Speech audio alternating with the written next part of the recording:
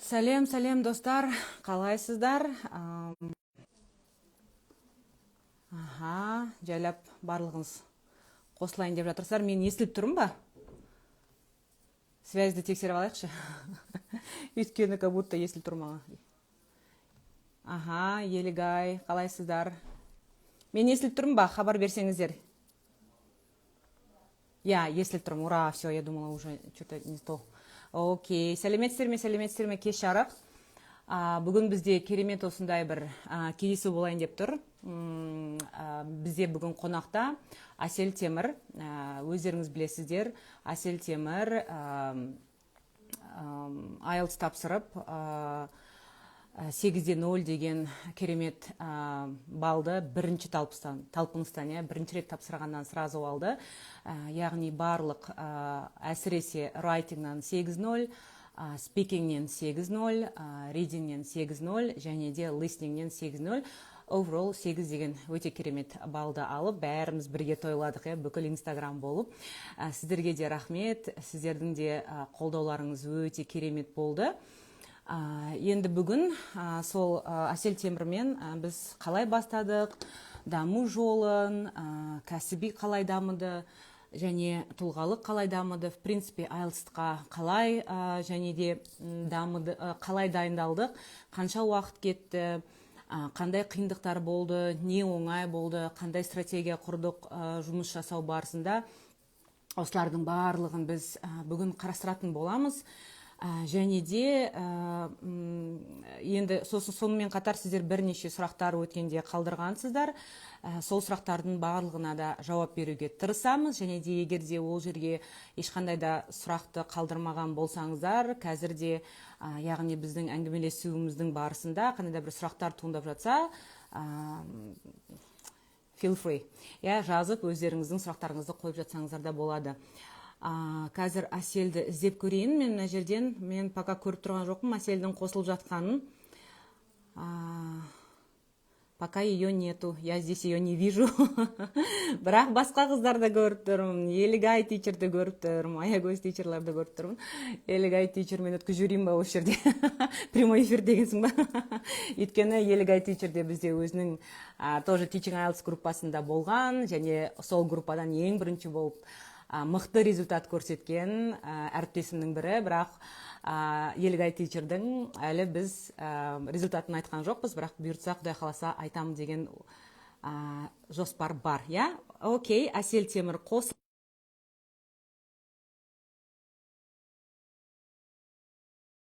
Жоқ. Мен қатыспайын прямой эфирге десеңші. Так. Асел Темірді күтіп жатырмыз. Асел teacher. Қалайсыз? Жағдайыңыз қалай? Осындай бір маңызды кезде бәрі патрып тұрып болатын тек қана бізде Асел Темір. Мой репертуар. Репертуар, да. Сәлеметсіз бе, қалайсыз?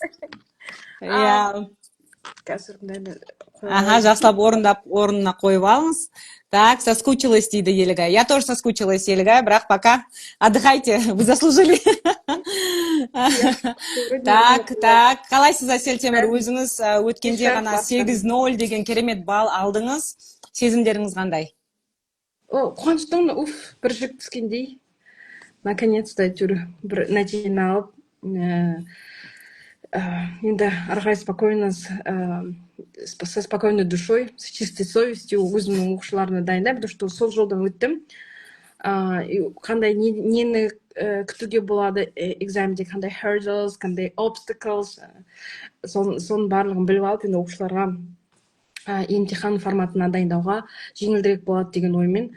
Соны әйтеуір бір басынан жаздың мезгілінде әлі жұмыс басталмай тұрғанда түсіп, сол жүк енді оқытуға қарай білімді оқушыларыма таратуға дайынмын, соған қуаныштымын. Вау, супер, супер. Иә, бұл жерде көптеген сұрақтар болған, соны поэтапно жүрейік, иә, енді сұрақтардың біріне. Сол сұрақтардың ішінде жаңағындай даму туралы сұрақтар өте көп болған. Енді сіздің даму жолыңызды бүкіл ел, бүкіл Қазақстан, Қазақстан емес, басқа елдерде көрді деп ойлаймын. Иә, өткенде әдемілеп тұрып айтып бергенмін. Соны сізден сұрап жатыр, қалай дамуға уақытты қалай табасыз дейді. Содан бірінші бастайық, иә? Ал уақыт табу қиын барлығымызға 21 ғасыр. Бұл просто приоритеттің мәселесі. То есть сіздің мақсатыңыз қандай, приоритетіңіз қандай, алдына мақсат не жеткіңіз келеді, соған байланысты болып тұр. Себебі уақыт ешқашан табылмайды, өзіңізге байланысты. Менде де уақыт жоқ. Менде де 4 балам бар, жұмысым бар, ата-енем бар.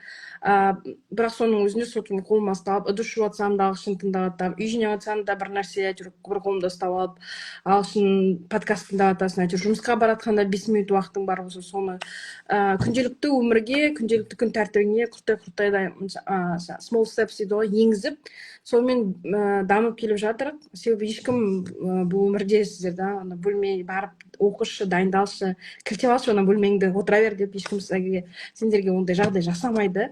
Поэтому өзіңіз приоритет қоймасаңыз, басқа енді амал жоқ, ол өзіңізге байланысты. Енді бір лайфхак жоқ дейсіз ғой, иә? Лайфхак Дамуды жеңілдететін, өйткені дамуды жеңілдететін лайфхакпен бөлісіңізші деген осындай сұрақтар бар. Енді бұл жерде даму деп айтып отырғаны, скорее всего, енді тілдік жағдайда, тілдік бір көзқарас шеңберінде шығар деп ойлаймын. Осылай тіл бойынша қалай дамимыз? Өйткені мысалға сізбен бірге бастаған қыздар бар, иә, осыдан қаншама жыл бұрын. Бірақ енді ол қыздардың деңгейі сізге қарағанда қазір енді бір саты болса да төмен.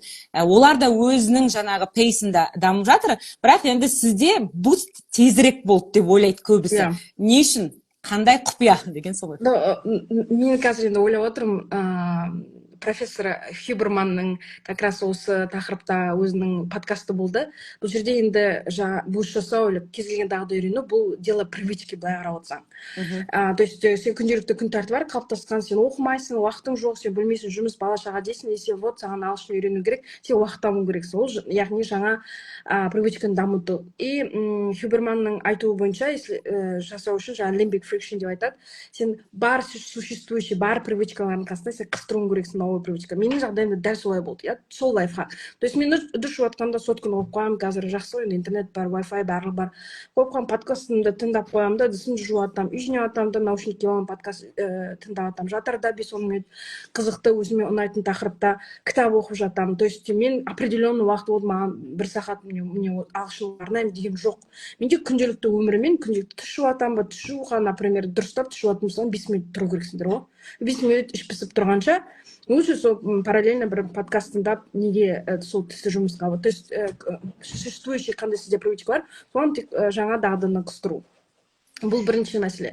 Енді буст қалай менде жақсы болды, бұл жерде мен тек қана мұғалімнің берген, например, менде тоже енді оқушы ретінде, Әсел Серкина менің ұстазым, бізде расписание болады, аптасына 3 рет болды, одан кейін аптасына 2 рет, қазір бізде C1 аптасына 1 рет болады, қалған уақытта не істеймін. То есть тек қана бір шектеп, сіз төлеп қойған ақшаңызға или беріп қойған расписание бойынша сабаққа қатысасыз болды, одан артық нәрсе жасамайтын болсаңыз, сізде прогресс болады, әңгіме жоқ болады, бірақ ол өте жай болуы мүмкін.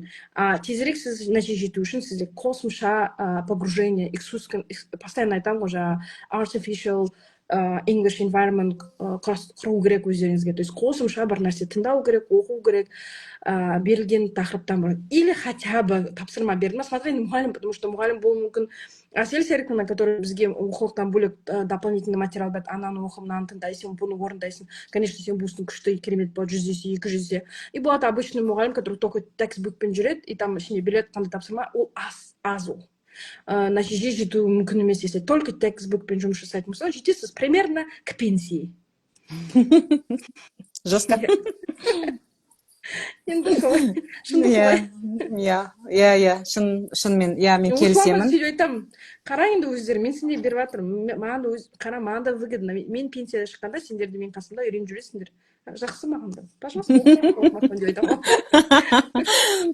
Окей. Енді күнін қалай жоспарлайды дейді. Барлығы сол дамуға байланысты, тіл үйренуге байланысты. Бәрін үлгеру туралы. Жоспар бар ма вообще? Жоспар жоқ. The most disorganized person like on this earth definitely. Менде жоқ жоспар. Менің жаңа галп тест айтатын болса, менде вообще андай даже мен қасымда если біреу отырса, класс көрсе, мен столымды там занавескімен сықетіп қоймын, вроде нормально тұрмын, так презентабельно, но в целом хаос менің айналамда жүр, мен жүрісім сондай табиғаты, мен супер организованный человек емеспін. Но мен өз минустарымды білемін.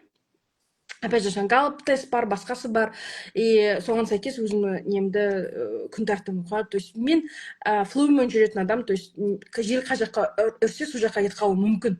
Поэтому менде барлығына жаңа ойластырып қойдым. Мен мақсатқа жетуім, ағылшынға курсқа ақша төлеп тастаймын, йогаға ақша төлеп тастаймын, анаған барамын, встреча жасапаймын, и менде сөйтіп график өзі автоматически толады да, и сен амал жоқ, төлеп қойдың, енді баруың керексің.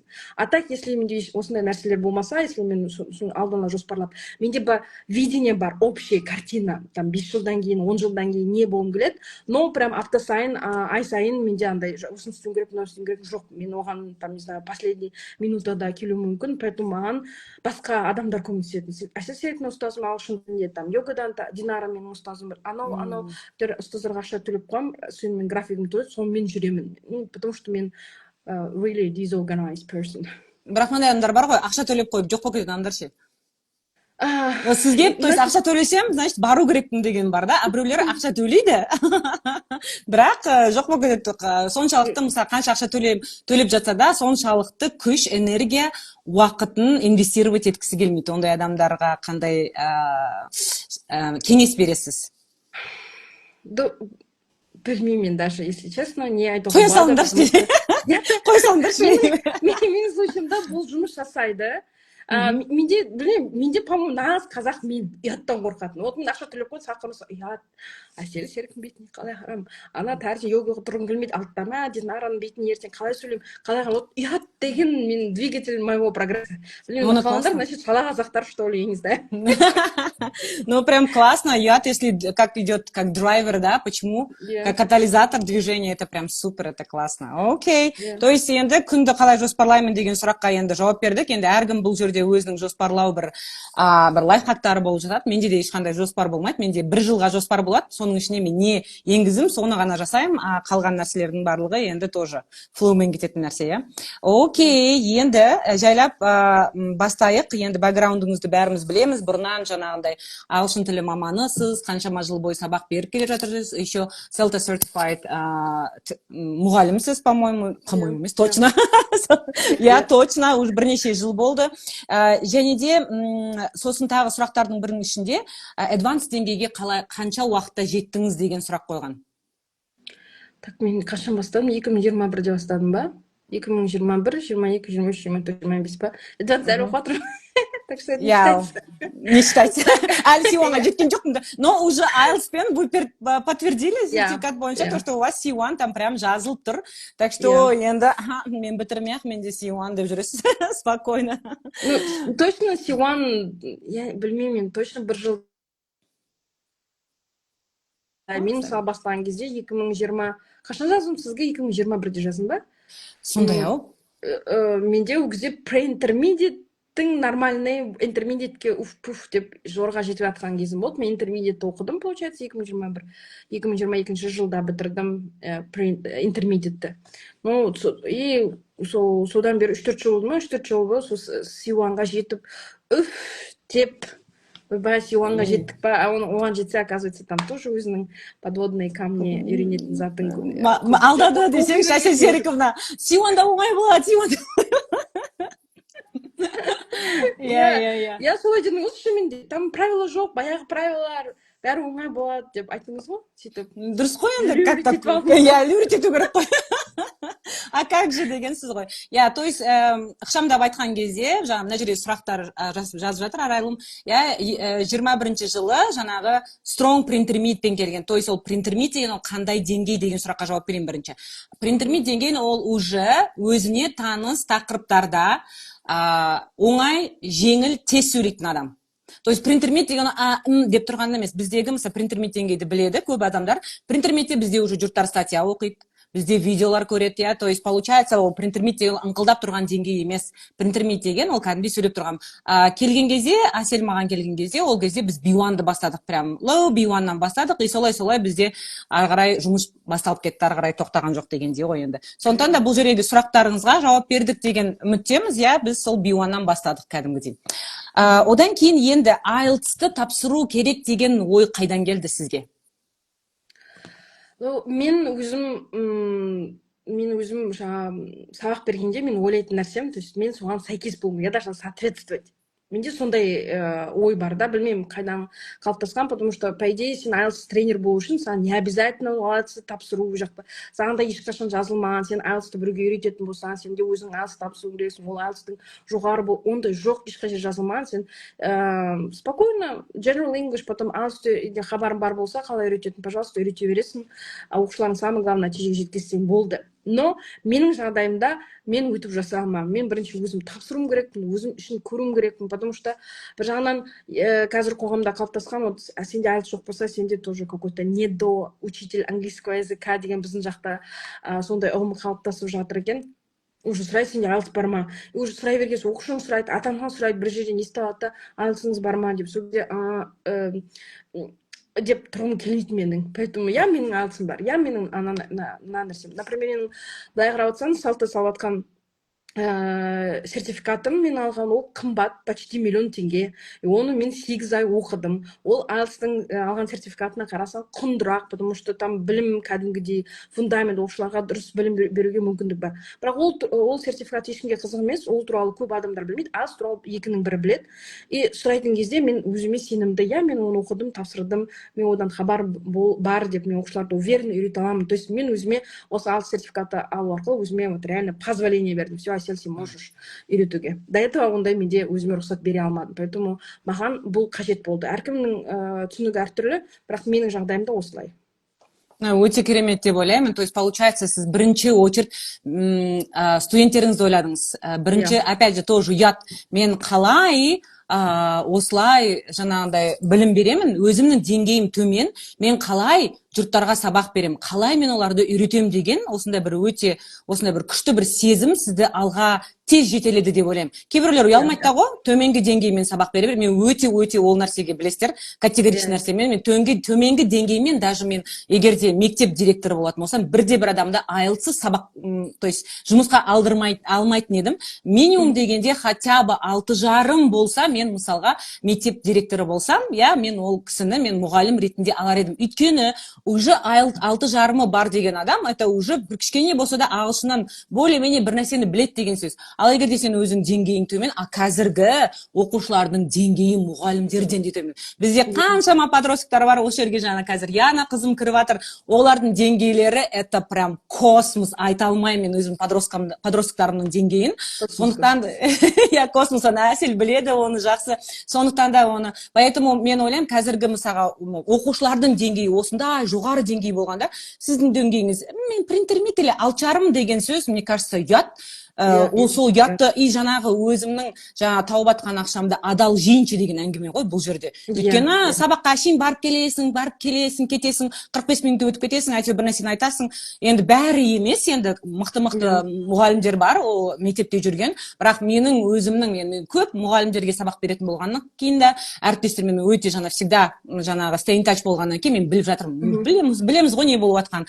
Қаланың мектептерін айтпай қояйын, ауылдың мектептерін оған қарағанда ауылдың мектептегіндегі мұғалімдер мықты сияқты қазір маған, қаланыңкіне қарағанда даже почему-то. Өйткені олар жаңағындай даму процесінде, а қала типа я королева, я и так-то все знаю деп. Сондықтан да бұл жерде ең бірінші Әселді ары қарай дамытқан, жаңағы ертең менің студенттерім уже, қазір олар 7-ші класста, бір жылдан кейін 8, тағы бір жылдан кейін 9-ші класс болады. Енді ол өзінің ана кішкентай кезінен, балапан кезінен, бірінші класстан келген студенттерін басқа біреуге қалай бере салады? Сонша нәтиже көру үшін оны оқытты 9-ші, 10-ші классқа келген. Одан кейін, мақалан жерде Әсел үмбет деген деп айта алады оны Әсел, конечно. Но өзің берсең, сен оның өзің көресің да нәтижесін. Как и в моем случае, мысалға мен Әсел Темірді менің өзімнің шәкіртім деп реально присваивать ете аламын. Өйткені вот кішкентай кезінен, балапан кезінен көтер, қазір мен уже оның жарқыраған жұлдыз болған, мысалға мысалға енді көріп отыр, нәтижесін енді жеп жатырмын. О, қайсыға 4 жыл 5 жыл бұрынғы мысалға курстың нәтижесін енді көріп жатырмын дегендей. Сондықтан да енді бұл жерде солай ойлану керек. То есть окей, олар қазір 9 классқа жетсе, ертең 10 класста мен олардың нәтиже көру керекпін ғой, мен точкасын қою керекпін ғой деген сияқты. Сондықтан да бұл өте керемет деп ойлаймын. Сондықтан да сіз Teaching IELTS деген курсқа жазылдыңыз, иә? Бірақ сіз бірден қосылған жоқсыз ол Teaching IELTS-қа. Өйткені жазда Әсел демалады, ол оқымайды. Өйткені дұрыс қой, енді жазда енді қаншама майға дейін, по-моему, жұмыс жасайсыздар, одан кейін енді жазда енді бүкіл оқушылар демалысқа кетеді, сол кезде енді бұл жерде демалысқа болды да, и Әсел айтты, жоқ, мен қатыса алмаймын пока, давайте я там 3 айдан кейін сентябрьде кездесем, сізге келем деді. Сөйтіп ақшасын жіберіп қойды сразу.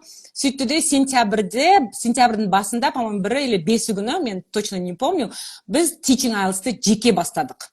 То есть группа олар өйткені уже райтинг частина келе жатқан тұғын. 3 ай бұрын бастап кеткен. И получается, Әсел, сентябрьдің басында жеке оқыды рейдингді, біз 1 айдың ішінде бітірдік. И жаңада есімізге түсіріп жатырмыз, листингді где-то бір апта мынаны былай істейсің, осылай жалғастыра бересің, самое главное, подкаст тыңдайсың дедім де болды. Мен оны сразу алдым да, 1 айдан кейін, даже 1 айдан кейін емес, параллельно Teaching IELTS-та, елігі жаңа тичерлер, тока тичерлер болған группада сразу Әсел не істеді? Өзінің білімін райтингге қосылып кетті.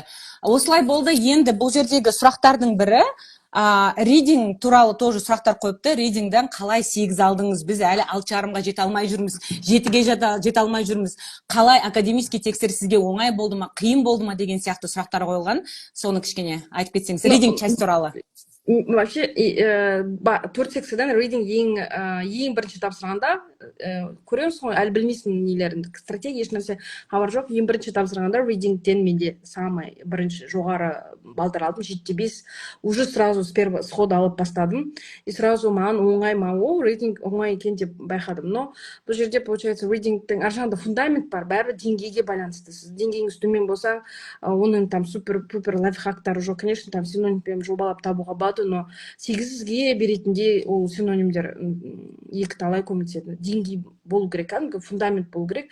Деңгейің жақсы болса, рейдингте сізге оңай болады. Екінші нәрсе, біз Серкиномен бастадық, мәтіндерді постоянно академический мақалаларды пересказ, айту, сабақтың үстінде обсуждение, анализ жасау. Одан бөлек қосымша менде рейдинг болды. Мен енді академический жағын сабақта оқисың да, уже үйде қараң келмейді, уже шаршайсың, үйдің шаруасы тағы бар, еще тағы оқу керек.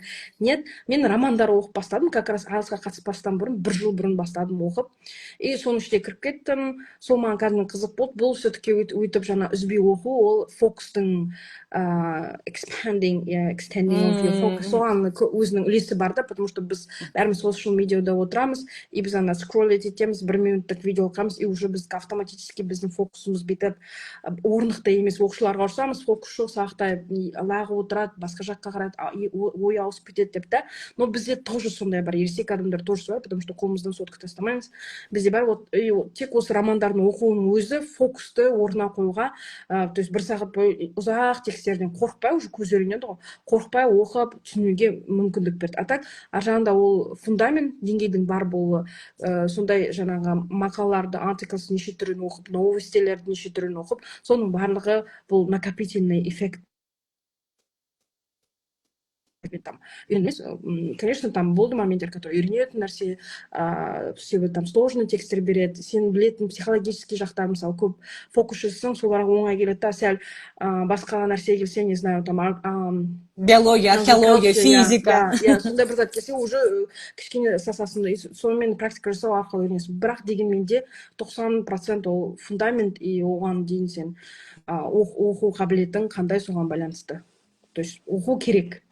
Любой дағдыны жақсы 100%, жақсы жоғары балды алу үшін сенде ол дағдымен практика болу керек. Болды, басқа секрет жоқ. Енді бұл ридингнің, вообще негізі reading skills, басында Әсел маған шәкірт болып келген кезде ол дағды қойылмаған еді.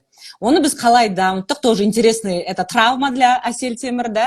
То есть ол маған курсқа келген кезде мен енді өте мынандай адаммын, я все-таки жаңағы девамын ғой, и адамның потенциалын өте қатты көремін. И галлап бойынша да ол нәрсе менде потенциал көру өте қатты дамыған.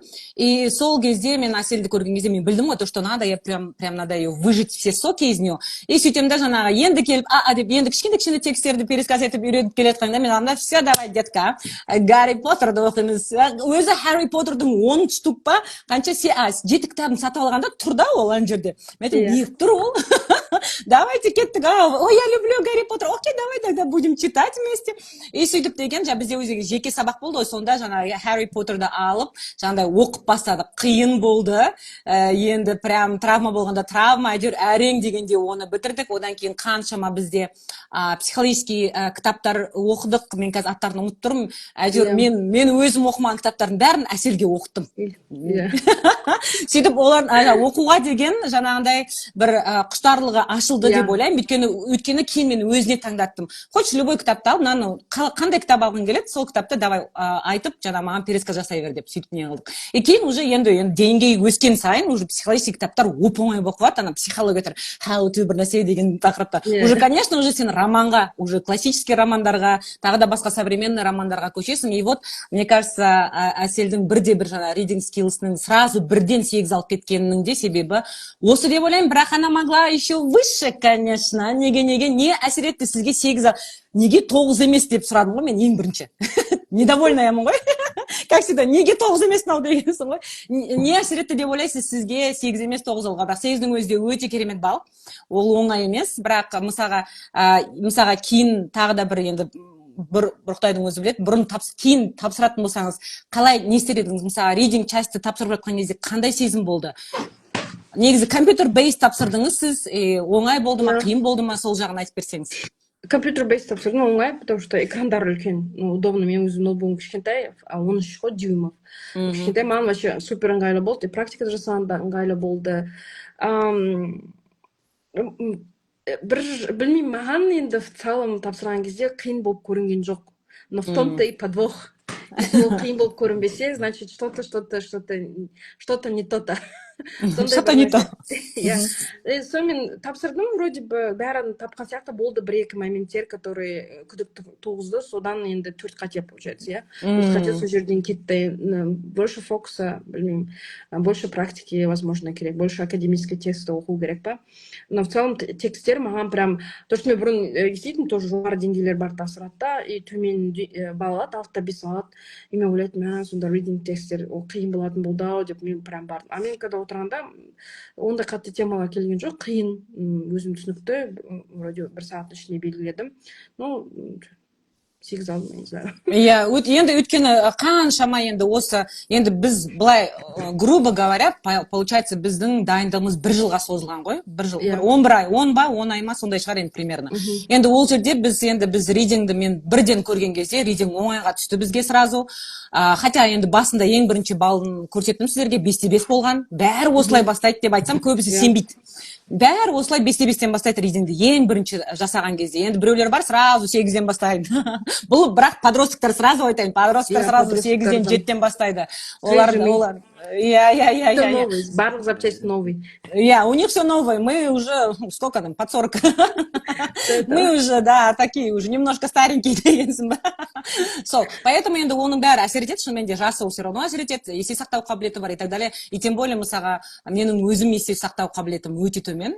Мысалға, Әселде де сондай, ол жазып, бәрін жерге жазып, бір нәрселерді тықырлатып жазып, мынау 1040 квизлет создавать етіп, сөйтіп жүрмесе, ол тоже есте сақтау қабілеті өте қиындау. Енді бізде болды қыздар ондай бірден қағып алатын, бірақ это другая уже, это Денис адамдар ғой енді былай қарап. То есть, табиғатынан сондай адамдар бар, но это, конечно, плюсом играет, да. То есть, readingнан, в принципе, ондай қатты қиындық көрген жоқпыз, сондықтан да readingді ары қарай өзі дамыта берді. То есть, как обычно, жаңа трекинг болды, сол кезде өзі, мысалға, Әсел полностью жазып отырды, өзінің жаңағы балын. True false not given ғой, осы ғой самый tricky one болған, потому что not given мен false екеуі ұқсас. Скорее всего, сол жерден кеткен болып, единственное, арнаны тапсырғаннан кейін білмейсің да, именно қай вопростан қате кеткенін білсең, анализ жасайтын. А так уже looking back, it's really challenging to know. Конечно, уже невозможно. Окей, енді келесі часть бізде listening. Listening қалай болды сізде, экзамен кезінде? Listening в целом оңай болды. Единственный момент, который маған қиын соққан, ол в реальной жизни мен тоже ана directions'ты айту, бару, жүру дегенді білмеймін, потому что ойлаймын негізі себебі, потому что ауылдық жерде тұрамын, құрттай жер ғой, барасың келесің. Үлкен жерге барсаң, саған міндетті түрде жоқ дегенде тугис керек, что-то разбираться. И мынау басымды айналдырды, там East Coast, North Coast, South Coast, бірдеме деді, сосын мен, уже бітіп қалды деп түсінбей қалдым, что бітті ма не listening. Содан конкретно сол жерден үш қате кеткенін мен точно білемін, потому что төрт қате ғой, в общем, кеткен менде. Сол жерден үш қате кетті, что соңғы үшеуін мен просто так наугад чик-чик басасам, потому что уже басыма кетті ана ghost деген. Еще форматы кішкене өзгеше болды, практика жасайсың, и ода, білмеймін, таблица, там кнопочки, андай дөңгелектер, дотстар, соның үстінен басу керек, какой-то формат басқаша болды. Сол да көз үйренбегенсін, может, паника болды ма, но әйтеуір мен соны дұрыс істемеген білемін, үшеуін мен наугад таңдадым, скорее всего, үшеуі де қате кетті. И самый последний, ең соңғы part 4 маған всегда қиын болатын, потому что там лекция, там уже серьезный әртүрлі тақырыптарды айтады. Мысалы, мен есімде caves туралы, пещераларды ұмытқан кезде вообще мен не дейді мыналар деген. Что за caves? Мынаның бәрін де білу керек па не деп. Part 3 мен part 4-дан қиналатынын. Но мен күштіп бірден өттім, 2 окей, мен түсіндім, ладно, собираемся, сосын 3-ке келгенде окей, бәрі түсінікті болды. 4-ке келген кезде мен спокойно отырмын, Bears туралы айтып жатыр, қандай күшті тема мына, оңай. И сөйтіп сол ойлап жатқан кезде мен бір нені жауапты естімей қалдым. Ну, то есть миым уже басқа жаққа фокус кетіп қалған ғой. Это вот осы айтып жатқан ғой, attention span бізде әсіресе уже чем взрослее, тем хуже с этим. Если кәдімгі фокуста отыруың керек, ешнәрсе ойламауың керексің. Сен тек сұрақты күтіп отыруың керексің. Мен сразу мына күшті оңай listening ғой деген бойда сол біреуін естімей қалдым. И ол 4-ші қате болды. А так, может быть, кто знает, 8-де 5 болар еді хотя бы. Иә, сол айтамын ғой, экзамен тапсырған кезде қиын деп те қуану, то есть депрессияға түсіп кетуге болмайды, экзамен именно кезінде. И жаңағындай, ой, что-то оңай болып отыр ғой деген сезім туса да это бітті ғой. Вот сол сезім өте қатты кейде жаңағындай кейбір балдарды жеп қойып, бірақ енді для первого раза 8 баллов это очень круто. Это екінші рет емес, бірінші рет осылай 8 алғаныңыз, бірінші тапсырғаның это супер, прям я горжусь. Ну, собственно, жерде, я что, оказывается, мультитаскинг не существует в менде. Мен оны анчейін мойындағым келмейді, мен бәрін параллельно жасаймын. Оказывается, не существует, миымыз не способен екі затты бірдей істеуге, ойлануға, и ананы тыңдауға бір затты фокустау керек. Иә, дұрыс айтасыз. Енді шынымен де listeningде жақсы бал алу үшін фокус прям 100% болу керек. Сәл чуть-чуть бір нәрсеге, и сосын нәрсені, сосын сол экзамен кезінде сіз айттыңыз, иә, жаңағы компьютер болғаннан кейін клавиатурамен тақылдатып жазып жатқан адамдар көп болды дедіңіз қасыңызда, иә, студенттер, оқушылар көп болдыңыз.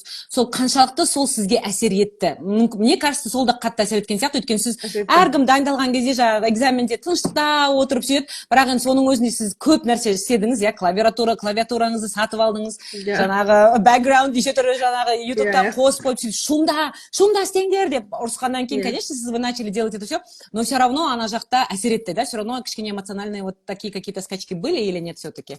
Я болды, алғаш рет мог текст тапсырғанда болды, где жазатқанда уже не могла фокусироваться. Менде уже паникасы. Опять же, был деген паника болмау керек, сен максимально спокойно болу керексің. Менде уже ана ой болды, ана қасымдағы адамға кетіп жатыр да, тық не жазып жатыр анау? Не тоқтамай жатыр, мен дым ойыма келмей жатыр, не жазамын мен, чық пальцепен чық деп жатыр, дейді да. Тыныштықта оқушыларымды таратып жіберемін, сосын үйге барғанша дейін 30 минут уақытым болады. Мысалы writing task 1-ды бөлек, writing task 2-ды бөлек практиковать етіп жүрмін. Анаған 20 минут керек, анаған 40 минут керек максимум.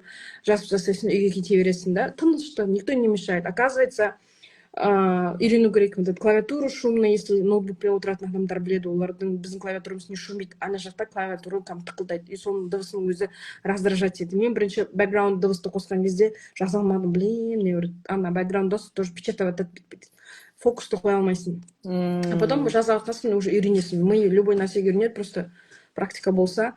И тоже қатысушылар, может, алушылар, тестке барушылар алдағы уақытта тоже ескересіңдер. Клавиатура, может быть, хотя бы background немен, нойспен ASMR клавиатураны жасап көру керек, потому что это күшті практика. Да, Лайфхак, супер. наконец-то Да, лайфхак. это супер лайфхак. Шынымен на миллион, реально на миллион.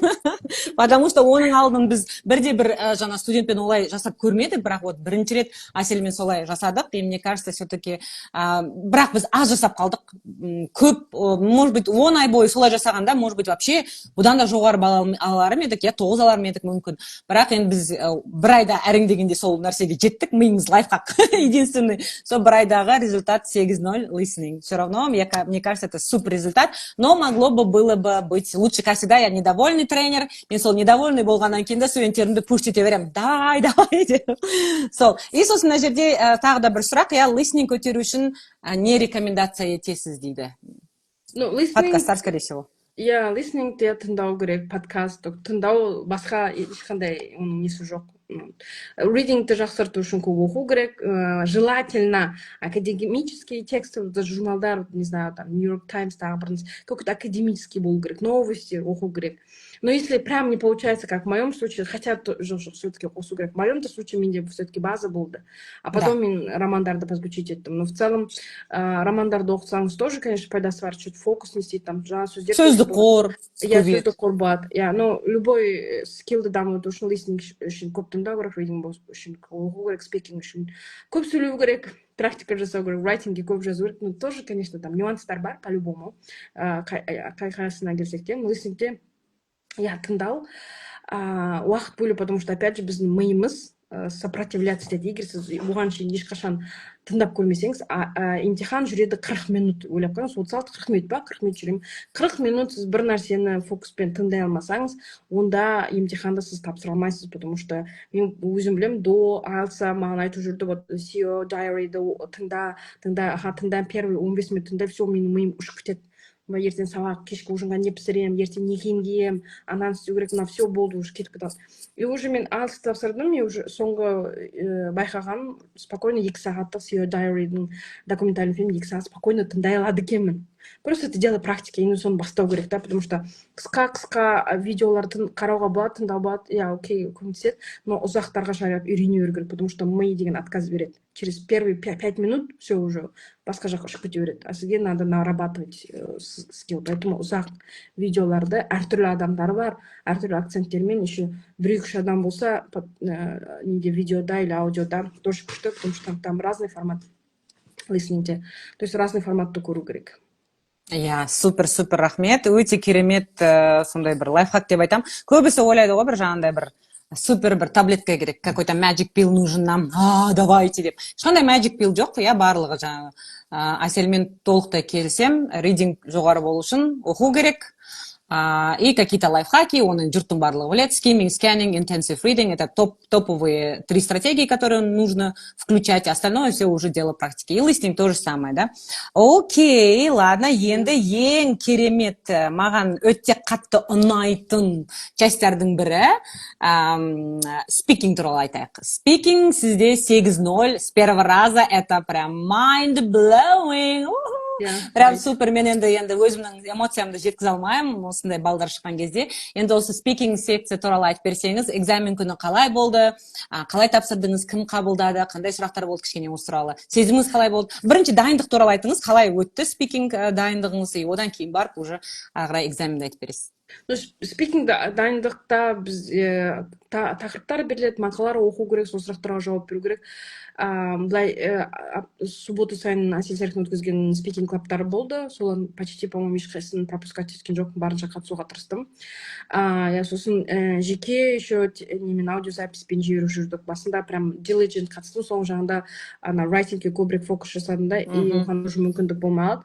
ChatGPT мен тоже қолдандым, айтам, сұрақ қой, мен оған жауап беремін, ол потом менің қателерімді түзетеді, или какой-то suggestion жасайды, или какой-то идея береді, потому что идея болады, құр просто айтқан жарамайды, сен оның example қосуың керексің, real life example. Если білмей қалсаң, мен қандай example қосуға болады дегенде күшті помощник. Жан-жақты практика болды, speaking тоже самое. Мен дұрыс жуып жатқан кезде ChatGPT мен соны hello Alex, how are you doing, let's practice IELTS деп дұрысты көпіртіп жуатамын да, болмады, okay, let's speaking part 1 деп сұрақ қояды, мен дұрыс жуып қойып жауап беріп отырамын. Менің жаңағы ChatGPT мен ер адам.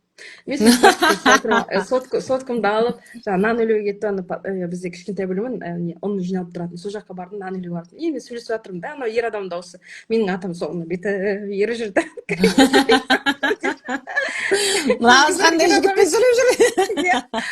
Атам айтады, кім ол дейді. Бұл деген робот ол. Тірі емес деймін. Атам құрсын, жайыма қарап жүрейін, ана қыздың дауысын ауыстырып тастадым. Өлтіріпсіз ғой. Ну, супер, супер, супер. То есть бұл жерде, опять же, Аселдің сөзін саммари жасайтын болсақ, первый, енді бірінші очередь деңгей. Жоғары деңгейсіз сізде speaking 8 ешқашан болмайды. Одан кейін екінші бұл жаңағы біздегі, яғни мен жаңағы бізде енді аутентика өте көп, статьялар берілді, видеолар берілді, соларда жаңағы олар сұрақ, еще плюс жаңағы speaking part 2-ға, speaking part 2-ге арналған алдын ала сұрақтар берілді, солардың барлығын олар группаға жіберіп отырды. Одан кейін бізде жаңа суббота күні speaking, и плюс міндетті түрде енді қазір AI-ды қолданбау, это күнә сияқты ғой қазір. Міндетті түрде AI-ды қолданамыз, өйткені ол бізге керемет көмекші. Я, супер. И енді экзамен кезінде не болды? Экзамен кезінде мен күтпеген тақырып келді маған. Мен, не знаю, барлық тақырыпқа, хотя ол тақырыптарын тоже примерно темаларды әсерден беріп қойған, каверить етіп қойған. Мен оны көрдім да, не туралы айтам. Там beauty, A beautiful object. Yeah, speaking one, part one оңай болды. Part two, the beautiful object туралы айту керек болды. И мен когда дайындық кезінде, мен есімде, там еще buildings па бір нәрсе болды, осы екеуін қосып жіберсем, болады шығар, объектім зат деп не істедім да, Айя София туралы айтармын деп ойлап қойдым мен. Потом емтихан келген кезде келді да, и мен қарап отырдым да ана сұраққа. Айя Софияны айтам ба, или не объект деген все-таки ол ана билдинг, ана зат емес қой деп. Все-таки өзімді тыңдадым да, и оқулық кітапты әсер секілді маған берген мына кітаптың сипаттары. Шотландиядан келген. Шотландиядан келді, осындай там жаңа golden-ish деген. Иш дедіңіз ба? Өлтіріпсіз ғой? Сондай, короче, hardcover бір нәрсе де бірдеме. Мен бірақ өзім ұнаған жоқ маған, мен кішкене іркіліп қалған сияқты. Менде бар андай өзімде қасиет, если мен уверен болмасам, кішкене деп көп айтып кетемін да. Тоже одна из проблем, әсерсер құрсын, но внезапно маңырап атқан жоқ қылды. Сонда, и мен сонда ощущение болды маған. Speaking part 1-да окей, нормально болды, потом speaking part-ды кішкене ұнаған жоқ маған. Бірақ енді айттым. Потом speaking part 3-ге келген кезде тоже beauty, do you think that society can shape beauty? Yeah, do you think that in the city there should be like old-fashioned buildings and modern buildings, what their purpose?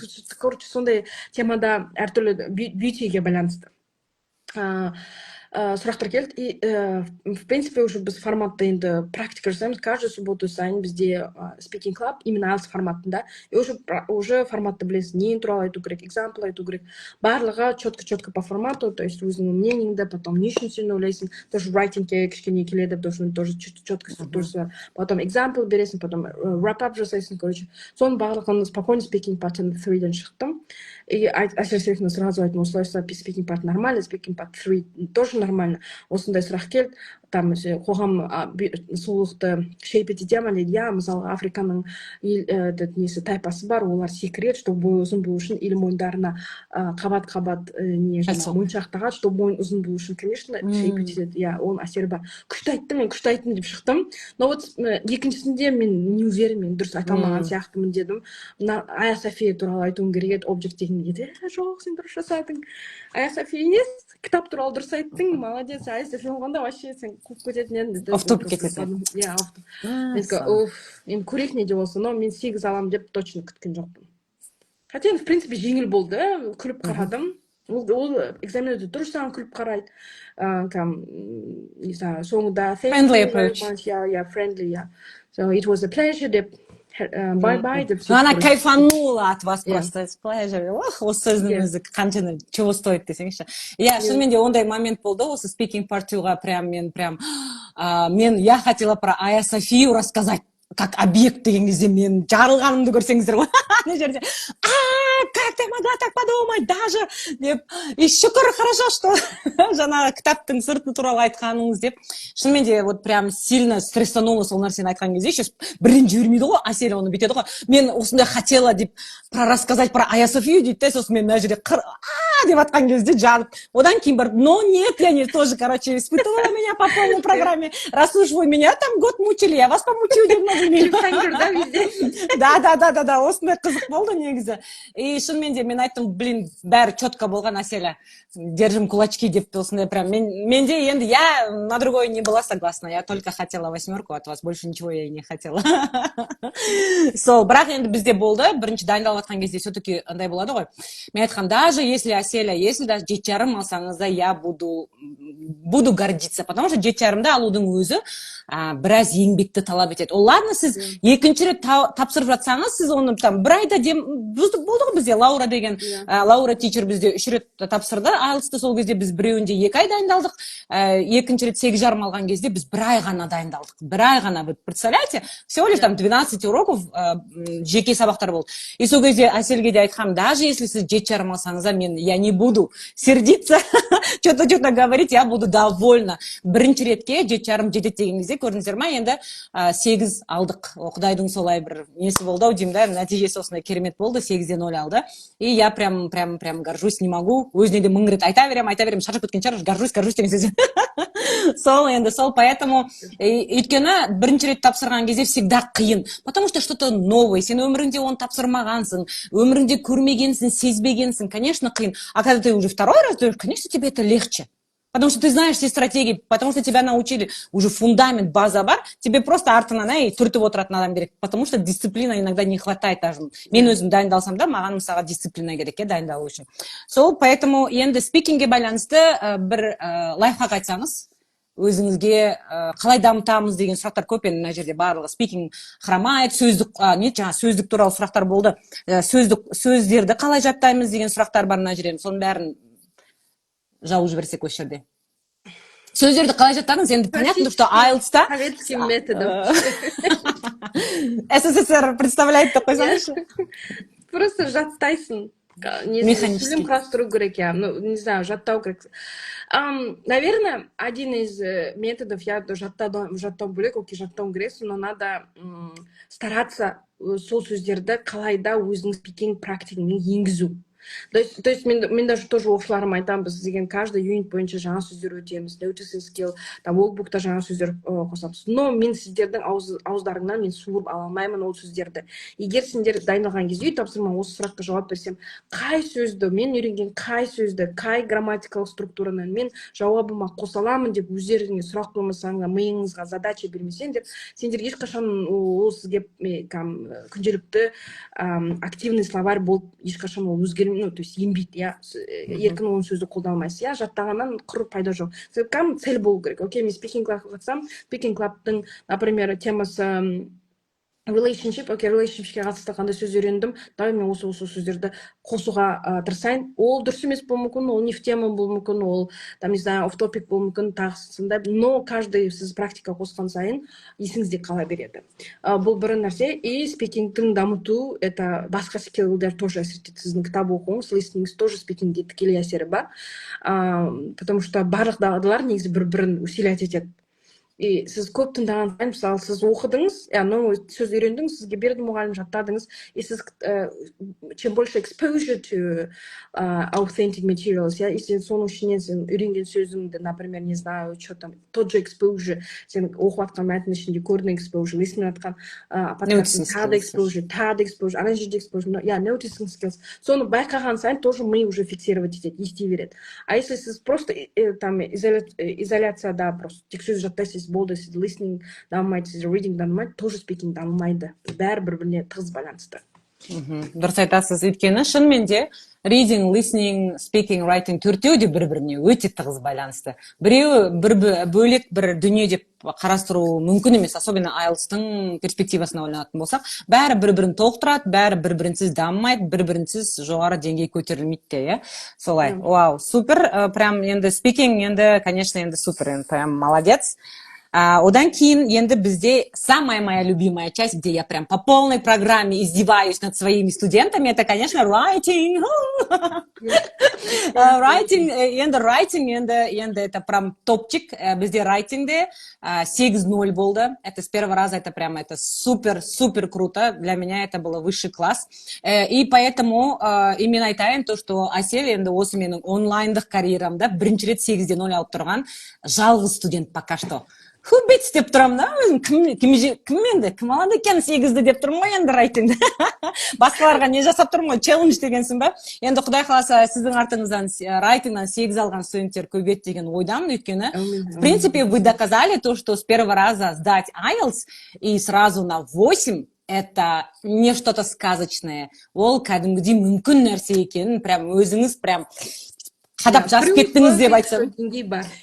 При условии, обязательно, конечно, егер де сізде деңгей төмен, B1-ның ар жағы мен бер жағы, B2-дің ар жағы мен бер жағы болып жүрсеңіз, C1-ның жағалауы да көрінбейтін болса, қаяқтан, ол мүмкін емес. Сондықтан да енді бізде қазір writing task, вообще writing task 1, writing task 2, бұл жерде writing деген үлкен письменная часть, бұл жерде экзаменде writing task 1 және writing task 2 деп екіге бөлінеді. Біреуінде writing task 1-да бірінші статистика жазу керек сіздер, екінші жағында кәдімгідей бір үлкен бір эссе жазу керексіздер, иә? Енді осы райтинг часть туралы айтайық. Райтингді қай кезден бастадыңыз дайындықты, және де қандай қиындықтар болды, вообще қалай өтті райтинг сізге негізі басынан ұнады ма, ұнамады ма дегендей. В целом райтинг ұнады маған, но бірақ ең қиын дағдылардың бірі, ең дамымаған дағдылардың бірі менде райтинг болды. Потому что спикинг, мен всегда фокус, даже өзімнің студенттерім спикингке фокусты қоямын. И мен осы IELTS-ты тапсырып дайындалып жатқан кезде түсіндім, что менің, из-за того, что мен көп спикингке оқығам, олардың тоже райтингі хромает. Потому что менікі хромает, мен өзімнің қатемді көргесін, конечно, менде ондай, өзімде сондай болғасын, мен оқушылар менен асып кете алмайды, оларда тоже сол проблема бар екен байқадым. Когда сен райтинг жазыватсың, сен спикингте өзің харизмамен, тағы бір нәрсемен, күліп қойып, әдемі көздерімен, экзаменатор өзіңе бауыра алатын болса, райтингте сенде ондай мүмкіндік жоқ, сені көрмейді, сенің әдемі көздеріңді, сенің харизмаңды еш нәрсе көрмейді. Ол жақта сенің қателерің көрініп тұрады да. И ол қателер спикингте байқауы мүмкін. Жаңағы an article-ның қолданысы, там subject verb agreement, так далее, соның бәрі көрініп тұрады. И мен оқушыларым тоже байқап бастадым. Мен өзім байқамайтын, енді IELTS-дан өтір байқап бастадым. Мен байқап бастасын, мен оқушыларымдікін тоже байқап бастадым. Оказывается, оларда то же самое. Олар спикингте, тоже не замечаешь, а оказывается, в райтингте олар, артикль жазады, мен ананы олимпиадаға қатысқан жұмыстарын жіберіп, маған деймін, құдай, артикльдер қайда? Енді оқушыларыма үйретіп отқан нәрсе, біз кітаппен жұмыс жасаймыз, 3 нәрсеге мән бересің. Это phrasal verbs, an article бар ма жоқ па, не үшін жоқ, анализ жасаймыз. И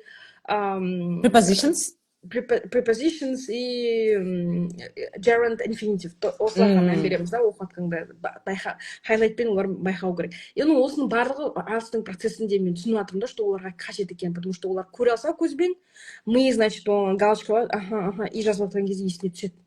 Менде вот один из слабых навыков болды, потому что мен практика жасаған жоқпын. И пока мен оны түсінгенше, осы 8 алғанша дейін прям ұзақ процесс болды. Потому что мен басында жазғанда, бірінші менің проблемам болды, уақытқа жаза алмадым, 1 сағатқа жаза алмаймын, анаған 20 минутта. Жоқ, одан бастамасаңыз, сіз басында жазып жүрдіңіз. Потому что мен біріншіден уақытпен қысқан жоқпын. Аселді. Почему мен басында уақытпен ешкімді қыспаймын? Потому что мен біліп тұрмын, қанша уақыт алатынын, примерно у меня есть представление. И Аселді уақытқа қыспағанның бірден-бір себебі, я понимала то, что она летом будет сдавать, это понятно было, и я понимала, что жоғары деңгей алу мүмкіншілігі бар екен, потенциалын көріп тұрмын ғой. И сондықтан да я хотела, чтобы она выработала свой стиль. Сондықтан да, помните, я вам говорила, сол кезде мен кімге айттым, елігайлар, ол кезде тапсырайын деп жүр уже, 1-2 ай қалды елігай тичерлерге, сол кезде айттым ғой, Аселге пока не смотрите. Асель, у нее вот навык, просто она пишет, от души пишет, и оның ішінде, енді мен кеше мысалы өзімнің қойған балдарын бәрін қарап шығып жатырмын, ол жерде де басында, енді, и то, бірақ мен айта аламын, то, что Асель 1-ден 6-ға жазды. То есть обычно көбісі 5-тен бастап жазады, өйткені ай, май, уи дегендер қойды. То есть у Асели такого не было. То есть мен бірінші эсселерін қарадым, всегда сохраняю первые эсселері өзім студенттерімнің, чтобы сравнить, типа, после точка А, точка Б. И сол кезде то, что мне нравилось, то, что Аселе нравилось писать, вот это, показывать свой уровень, грамматикасын көз. И прям она не могла остановиться. И оның прям эссесі прям, ой, мен 600-ге дейін жеткен күндер ғой. 594, иә. 594 ең көбі 594 сөз жазу деген это прям что-то mind-blowing ғой. Вот, поэтому здесь, конечно, я хотела, чтобы она вот немножко развивалась, чтобы она не просто под формат писала, а просто от души писала и хотела посмотреть, куда она пойдет дальше. И вот мне айтқан, у Асели потом, даже сол январдан, по-моему, у нее уже появился свой стиль. То есть вот это и мне нужно было, чтобы у нее появилась вот это өзінің стилі пайда болғаны маған керек болды, и этот стиль появился. Но потом, конечно, біз ол жұмыстың бәрін жинастырып қойып, так, детка, давай теперь будем по структуре работать дедік қой. Өйткені уже бізге надо было уже структураға салу керек болды. Өйткені она научилась уже creative writing, для нее это высший класс C1, да, что должны люди уметь делать, creative writing деген нәрсе даму керек. И creative writing у нее дамыды, а теперь надо по IELTS формат. И вот сондай нәрсе болды. Басында енді қиын болды, но өзі айтып отырғандай.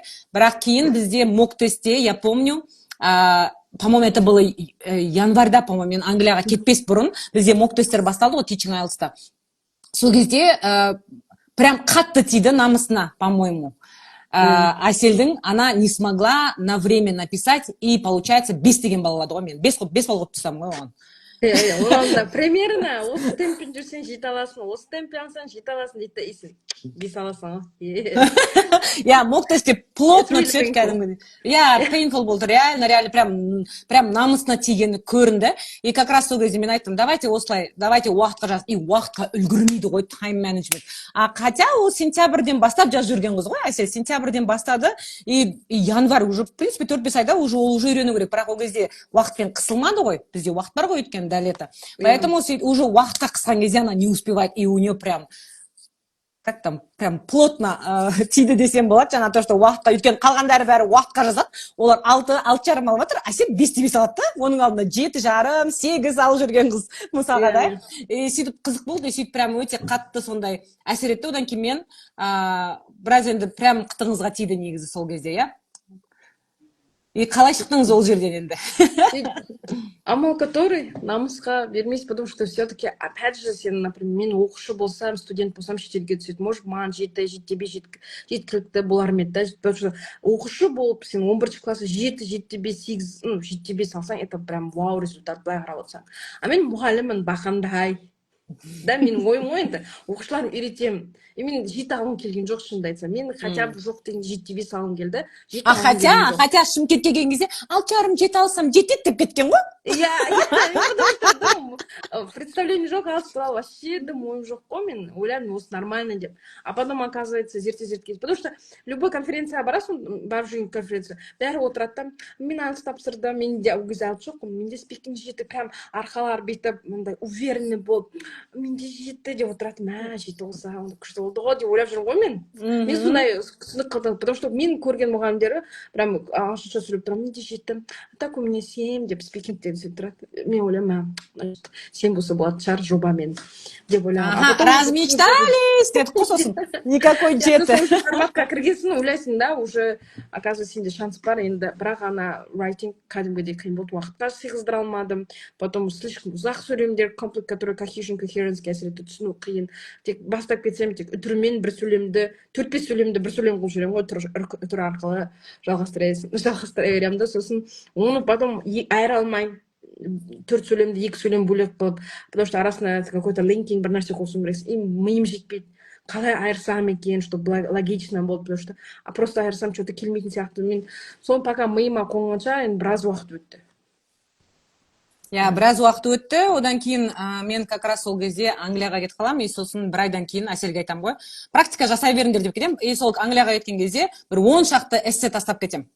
Жазыңдар деймін. Сол 10 шақты эссені тоже жазды Әсел, и потом келгеннен кейін айттым, осындай IELTS full prep. Енді бізде teaching IELTS бітті ғой, а я вижу то, что я чуть-чуть кішкене, если добью ее, она выдаст мне 8,0. И мен айтам, так, давай, Әселя, хотите, дедім?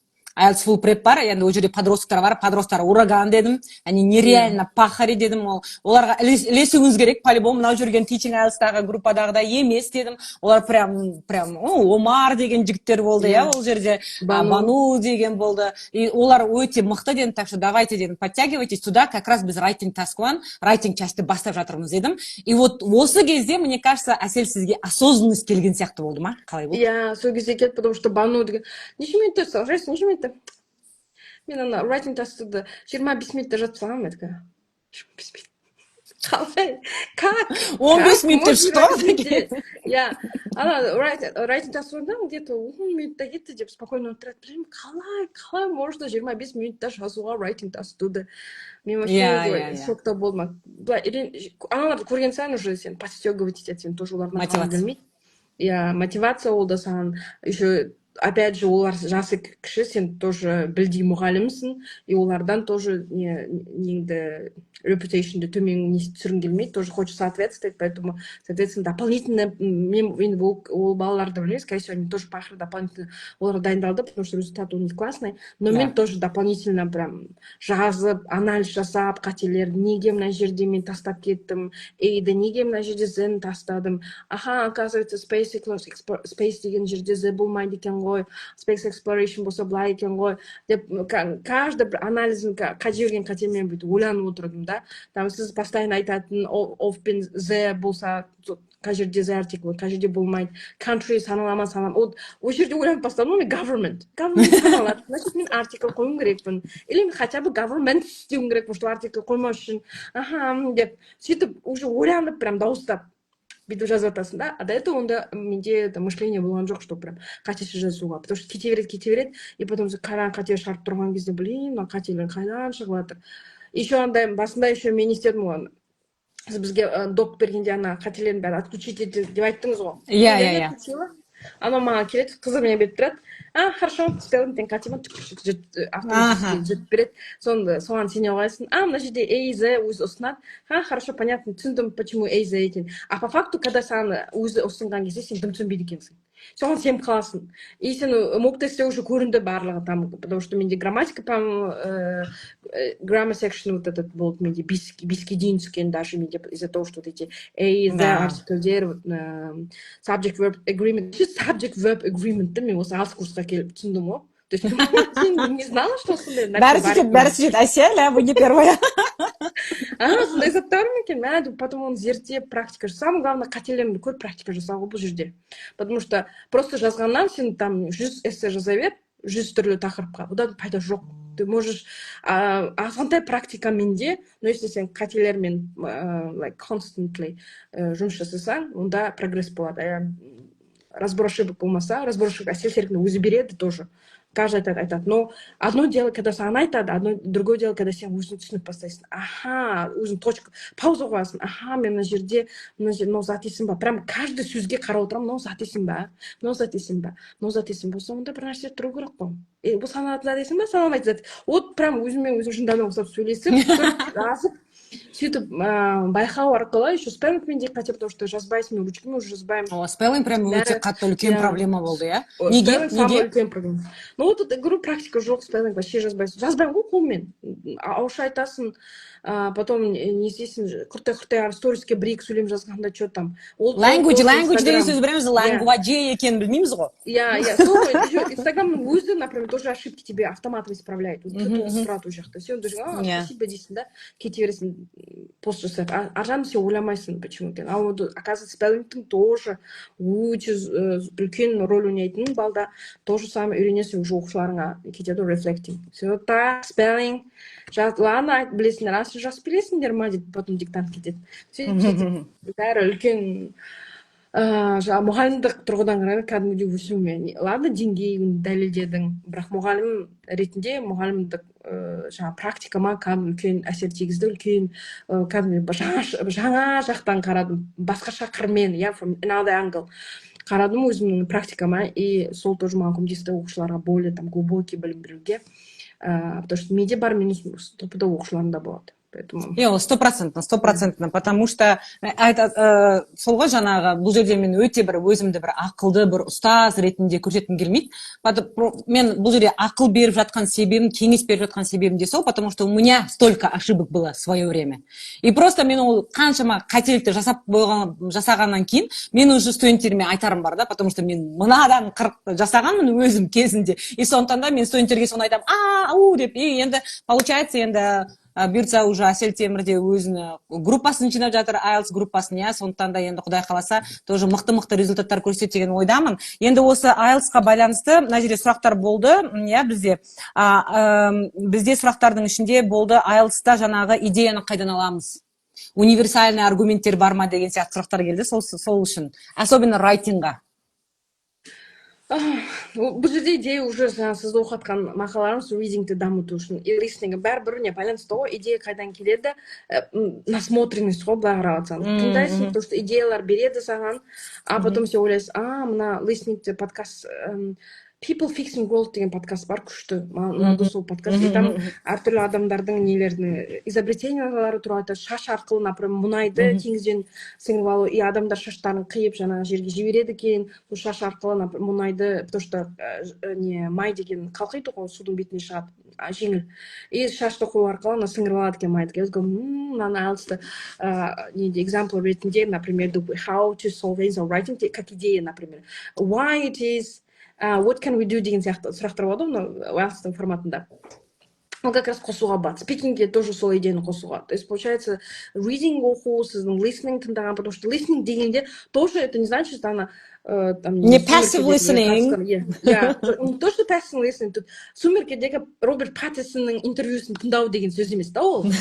Listening тоже сәйкесінше академический listening болу керек. Вот серьезно, там ғалымдар, темалы, тот же профессор Хюберманның әңгімесі, the way he's speaking, the language he's using, the ideas he's using, барлығы болашақта идея writingке болуы мүмкін, speakingке болуы мүмкін. Поэтому бұл жерде насмотренность, наслышанность, именно қандай контекстті сіз тыңдайсыз соған байланысты, потому что невозможно бүкіл темаға прям 100% айдап бөлге. Поэтому постепенно, опять же, деньги байланысты, потому что деньги өскен сайын сенде тоже кругозоры соответственно өсу керек по идее, потому что C1 деген зат ол кез келген тақырыпта әңгіме айта алатын адам.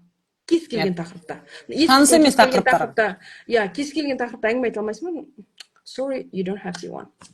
Yes, right. Еще тағы да бір нәрсе айтайын. IELTS, особенно спикингнан 8 деген кім дейтін болсаңыз, бұл дебатер ғой. Қазақ тілінде дебатқа қатысқан қыздар, орыс тілінен дебатқа қатысқан қыздар болатын болса, олар білет қалай сөйлейтін, мысалы, дебаттарда. Ал ағылшыннан 8 алу үшін, яғни, мысалы, IELTS-тан 8 алу үшін, 8 IELTS speaking 8 это означает то, что этот человек дебатер. То есть реально мен ол сабақтан да бақылаймын ғой, мысалға, Әсел, мысалға, все-таки разница есть 8 бен 7,5-ның арасы, 7,5 мен 7-ның арасы кәдімгідей айырмашылық үлкен спикинг частьқа келген кезде. И мысалға IELTS спикингдан 8 алған кезде человек он дебатер, то есть ол любой аргументпен шашып тастайды, не просто там болтология, не просто сумен шашпайды, а вот кәдімгідей аргумент береді, аргументке еще и это все evidence жаңағы бейста барлығы жаңағы фактпен сөйлеп береді да, и сен ана жерде сен даже оған қарсы болып тұрсаң да, сен деңгей төмен болған сен оған қарсы айтамайсың да, сен қорғай алмайсың өзіңнің аргументімен. Бұл енді ол уже төмен деңгейлер, 6-7 деген төмен деңгейлер сондай болады. А вот 7,5 мен 8-ның де айырмашылығы бар. 7,5 деген ол кім? 7,5 это все-таки где-то офф-топик кетті деген сөз. Где-то что-то еще хромает деген сөз. А 8-де, это все-таки у этого человека очень большой громадный багаж, не знаю, знаний. И не только эти знания в пассиве где-то, а человек может артикуляцию делать. То есть он может говорить, доказывать. И это очень круто, шынымен де. Сондықтан да бұл жерде бір нәрсені айтып өтейін, тағы да, то есть шынымен де жаңа Әсел сізбен келісемін, то есть барлығы бір-бірімен байланысты. Бұл жерде көбісі ойлайды, General English ол IELTS-қа дым қатысы жоқ деп ойлайтын бір мифтар бар. Көбісі, көп мұғалімдер де сол нәрсені айтады. Мен оған тоже опять же қарсымын, оны қанша сабақтарда да айтқанмын. Өйткені General English ол как будто бір фундамент қой сіздерге. Өйткені General English'та бізде education, jobs, не знаю, traveling деген неше түрлі тақырыптар бар ғой? Неше түрлі, IELTS туралы тақырыптар бар. И соны ойлайды да, олар ешқашан да маған IELTS-та керек емес деп, а на самом деле барлығы керек. Өйткені түбінде General English'тан кейін бітіргеннен кейін сіз по-любому IELTS мысалы экзамен тапсырасыз да, чтобы деңгейді дәлелдеу үшін. Сол ғой енді бұл жерде. Поэтому бұл жерде деңгей мен кругозор барлығы бір-бірімен өте қатты байланысты. IELTS General English'сіз тапсырылмайды. Осындай өте. Окей, енді бұл сосын тағы да бір сізде тағы да бір сұрақ болған. Сіз эссені регулярно жазып тұрдыңыз ба? Бұл сұраққа, по-моему, жауап беріп қойдық. Регулярно жазылды. Прям тоқтамай. Регулярно жазылмағанда сіз еще айтып өтіңізші мына нәрсені. То, что сіз, то есть я вам давала домашку. То есть тамақ, ой, не үшін тамақ тұрлайды. То есть, видимо, кушать хочу дегенсің ғой. Да, диетада отырғанын біліп қалды ғой дегенсің ба? Ладно, окей, это не это. То есть, получается, бұл жерде дызы берілді, үй жұмысы берілді, и үй жұмысы 100% жазып келеді, Әсел. И плюс үй жұмысынан бөлек ол, Әсел, сіз не істедіңіз? Сіз не істедіңіз? Практика жасадым. Қандай? Практика жасадым. ChatGPT тоже қолдандым. Бұл неге, потому что менде қателер болды. Қателер, например, опять же, вот это the article жасасам, я там create my exercises with my mistakes, so I can practice them. Деп оны жасап береді, там missing gaps, бәрін жасап береді, open the brackets, неше түрсін жасап береді маған. И соны жаттығулар жасап, там дополнительная грамматическая практика. Плюс грамматикалық тақырыптар берді, сода жаттығуларды жасадық. Короче, қандай area менде слабая, вот сонымен жұмыс жасадым. Вот менде болды спеллингпен жұмыс жасадым. Потом менде болды грамматика жақтан көп болды. И менде самый тяжелый маған берген это cohesion coherence, из-за того, что менің сөйлемдер слишком длинный, сложный, түсінуге сондай болды. И прям андай чаңпен жұмыс жасауды. Опять же, это noticing skills, вот writing тестін бізге өзім жазып көреміз, а потом бізге несін береді, үлгісін. Осылай жазылуы мүмкін, например, жоғары балға деп. И аласың анализ, я, например, let, например, this group, let, followed by, вот, let мен тағы қай жерде қосалам. Я, например, не знаю, France led, потом the population led, followed by. То есть любой контексте осы, например, паттернды қолдануға болатынын түсіндім да. И мен әртүрлі writing task то же самое, басында түсінген жоқ, coherent қиын болды, потом мен начала қайтадан прям с нуля, анда односложно сөйлем, тек бір сөйлеммен жазып та, оп-оңай simple сөйлеммен жазып басам. Потом екеуін қалай қоссам деп ойландым. То есть барлығы ойлану и практиканың арқасында. То есть сен бір жазыпсаң, егер сізге ұстаз айтады, мына жер қате, аха дейсің да, и келесі writingке барсаң, одан пайда жоқ. Если сен өзің ошибкалармен жұмыс жасамасаң, анализ жасамасаң, и оны қалай сен болдырмау жолын ойламасаң, онда миллион writer жазғаннан пайда жоқ. То есть бұл жерде notice skill өте қажет. Опять бұл жерде reading көмектесуі мүмкін, именно articles, потому что мен Бакуға барғанда академический кітап алдым, там про environment, про бизнес, табірме environment туралы оқыдым, потому что ол тақырыпта көп сұрақтар келуі мүмкін, и білмейсің да қалай жауап береді. И мен самое слово, которое до сих пор я помню, fall under the umbrella of. Это тоже называется noticing, какую-то структураны байқадың, какую-то сөзді байқадың, и сен сразу writing task one-ға или two-ға сен қолдануға тырысып жатсың да. То есть тоже практика. Listening-тен алдың, reading-тен бір нәрсе алдың, writing-ке қойдың, қателермен жұмыс жасадың. Самое главное, осознанно жұмыс жасау. Не просто былай тупо сидеть и писать, одан пайда жоқ, өкінішке орай. Иә, дұрыс айтасыз бұл жерде. И жаңағы одан бөлек жаңа дополнительный практика жасады. Әсел қалай? Мысалға мен тақырып бір writing тасканы берем ғой.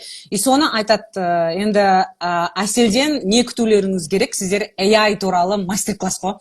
Енді Әсел ана любитель AI, ана любит өте керемет қолынады. Өзім күтіп жүрмін ол мастер-классты. Қашан болады деп уже бір жыл болған шығар уже. Қашан болады деп. Иә, енді уақыт табу керек екен. Уақыт табу керек деп сентябрь болады. Сентябрьде бітті ғой уже. Келесі жазда десеңші. Иә, сол поэтому енді AI-ды өте керемет қолданған шәкірттердің бірі деп айтсам болады. Өйткені сол мен берген жаңағы мысалы writing task-ды алады да, тура осындайды, бірақ басқа қала, басқа елмен, басқа цифрлармен жазып берші деп мен берген үй жұмысынан, который она каждый божий день пишет, она еще и дополнительно писала. То есть, понимаете, тек қана менің бергеніммен ғана тоқталып қойған жоқ та, ол әрі қарай ізденіс жасады. Бұл өте керемет, потому что она өзін как researcher ретінде уже показала. То есть, не только же менің айтқанымды істеп, оно и дополнительно практиковала, потому что практика никогда не помешает. сол. И өте керемет деп айтамын, прям Әселге өте қатты көмектескен бір лайфхактардың бірі деп айта аламын. Сосын тағы мына жерде сұрақтар болыпты. Соңғы 6 айда дейді. Енді біз 6 ай дайындалған жоқпыз, бізге 10 ай болып тұр. Соңғы 6 айда қанша эссе жаздыңыз дейді. Санадыңыз ба? В общем, қанша эссе жазғаныңызды. Мен ана Әсел Темір док деген бар ғой менде. Ана несін догын ашайын десем ашылмайды. Айналып тұрады ғой біраз уақытқа дейін. Білесіздер ме? До такой степени объем наших работ очень большая. Санап көрдіңіз ба қанша жазғаныңызды? Потому что я помню, біз Лаура тичермен тапсырған кезде өткенде, и Лаура тичер мысаға райтингнан 7-ден 0 алды ғой, и сол кезде біз бір айдың көлемінде 36 эссе жазғанбыз. Сіз өзіңіз санап көрдіңіз ба қанша эссе жазғаныңызды? Санап көрген жоқпын, бірақ просто уже жаздықпыз. Мен санадым ғой, отырып алып бүгін деген соң. Осы сұрақты алғаннан кейін, енді тоже бұл жерде бізде IELTS тренер әріптесіміз сұрақ қойыпты, сол кісінің жауабына енді точно сұраққа жауап берейік деп. Мен санадым примерно 120 плюс қыздар. Да, это не считаем менің AI. И то, что, да, это еще мы не считаем то, что она писала отдельно. То есть, получается, біз сентябрьден бастап, осы июльге дейін ба, қашан июньге дейін ба, то есть, получается, біз 120 жазғанбыз. И плюс оған қосып тура сонша қоссаңыздар қайтадан. Потому что она дополнительно, не знаю, енді каждый день она практиковала или один раз в неделю, енді оны өзіңіз айтыңыз, мен білмеймін. Енді біздің жазғанымыз, то, что я вам дала, это 120 эссе. Оның тең жартысы 60 writing task one, тең жартысы емес, даже көбі 60% writing task two сияқты. Міне, ChatGPT-мен сұрап отырмын, how many IELTS essays I've written with you деп та. Task one мен task second қосқанда 60-ын жазып. Ну вот 180 примерно, 200 шақты жазғансыз ғой, примерно. Вот поэтому у нее и writing 8, может быть, ондай көп жазбай сияқты бір айдың ішінде де 8 алуға болады ғой, бірақ ол кезде біз, вы должны понимать, что мы первый раз бірінші рет осындай ғылыми, академический райтингді үйрендік, с нуля үйрендік и с нуля қойдық. Соның әсерінен де, то есть получается в общем 180 эссе жазылған. Оның енді тең жартысынан көбі writing task 2-ге бағытталған, потому что это самая большая часть, которая несет больше баллов, чем writing task 1, потому что writing task 1 мықты жазылса, ол ешқандай балға әсер етпейді. В основном writing task 2-дің жаңағы общий баллы әсер етпейді қатты. Даже если ана жақта мысалға жоғары балдар тұрған күннің өзінде, я. Сол, поэтому бізде осындай айтсам болады, примерно 180-дей ғой, получается. Сол, поэтому енді бұл жерде жауап бердік деген үміттемін сұрақтарыңызға. Енді, в принципе, бүкіл сұрақтардың бәрін қамтыған сияқтымыз. Мына жерде сосын райтинг туралы тағы қосарыңыз бар ма, Әселі? Writing жазу, бірақ плюс осознанный жазу болды, басқа не деп айтамын. Қателермен жұмыс жасау, самое главное, қателермен жұмыс. Қатені байқадыңыз ба? Если ол еще қате қайталана беретін болса, из writing of writing, значит, точно онымен жұмыс жасау керек. Игнор жасауға болмайды. Болды. Көп жағдайда сондай ғой, мысалға айтасың, мына жерден үйтпе, бүйтпе дейсің, бірақ менің бір жағына қаным қараятын нәрсе, сол бір қатені келесінде. Сен кеше ғана айттың да ол қатені. Екіншісінде де, үшіншісінде де, төртіншісінде, конечно, бұл жерде уже сен қалай сен ызаланбайсың, я, қалай сен жаңа сердиться етпейсің, өйткені бір қате, мен айтамын да, байқадыңдар, мен сендерге көздеріңе шұқып тұрып көрсеттім бе, неге соны екінші рет қайталайсыңдар? Бұл өте маңызды нәрсе, сол жаңа көрді ма қатені, айтты ма, мұғалім болсын, хоть кто, ChatGPT айтты ма, істеме сол нәрсені, сол қатені жасамаш, болды, бір ғана нәрсе. И соны нөтсен жасаш, байқаш, оказывается, мен істемеу керекпін деп, жаңа айтылып жатқан нәрсенің бәрі осы туралы. Әселдің де өскен жері де, точка ростасы да сол, то, что она начала. То, что у нее noticing skills поставлены изначально General English'та B1-да қойып тастағанбыз оны. И, конечно, она начала уже замечать это. Сондықтан да у нее такой крутой IELTS 8 за writing. Это прям высший пилотаж деп айтсам болады. И тағы да бір нәрсе, мына жерде сұрақтардың ішінде қандай деңгейден бастап дайындалдыңыз деген сұрақ қойған. Қандай деңгейден бастап IELTS-қа дайындалдыңыз дейді. Енді бұл жерде C1 менде. Я, получается C1. Я, C1-нан басталған. Енді бұл жерде бұл сұрақтың өзінің бір несі бар сияқты, өйткені көбісі жаңа төменгі деңгеймен тапсырып жатады ғой. Ешкімнің C1-ды оқып, бір осознанно бір тапсырып C1-ды бітіріп, одан кейін IELTS тапсырып жатқанымды көріп тұрған жоқпын мен бұл өмірде негізі. Көбісі жаңағы ойбай, маған шетелге оқуға түсу керек, Америкаға түсу керек, Англияға түсу керек, жаңағы квалификация алу керек дейді, әйтеуір бұқты барақта бар біліммен, жаңа интермит болсын, жаңа тапсырып жатады. Енді ол жерде интермит деңгеймен де 5-5 пен 7,5-ның арасын спокойно алуға болады. Это уже доказано моими студентами. И то же самое, бұл жерде получается біздің Әсел, получается C1 деңгеймен IELTS-ты тапсырып тұр. Поэтому такой результат, такой крутой результат. Жаңағындай интермит деңгеймен 8 алды деген сөздің барлығы ол өтірік әңгіме, это просто маркетинг плой, поэтому ондай нәрсеге сенудің қажеті жоқ. Егер де практика болмаса, егер де дисциплинированно айтқан нәрсені істемейтін болсаңыздар, сіздерде ешқандай да жаңағындай не болмайды, результат болмайды, нәтиже болмайды, иә? Сол. Одан кейін райтинг тасқанда не түсті, сол туралы айтып кетсеңіз, өйткені қызық шығар тоже. Writing task on the table, populations туралы там жас жағынан беріп қойған, мынандай категориялардың 2 жыл берген цифрларын, потом процент берген, өсті, азайды әр категория бойынша, соны анализ жасау керек болды. Writing task-да? Writing task-да маған келді, неге тоже не помню. Ой, представляете, я тоже не помню. Келді маған келді про education келді. Should education be paid or free for everyone? Сол туралы келді. Discuss both views. Осы келді маған. Discuss both views and give your opinion болған. То есть өте керемет.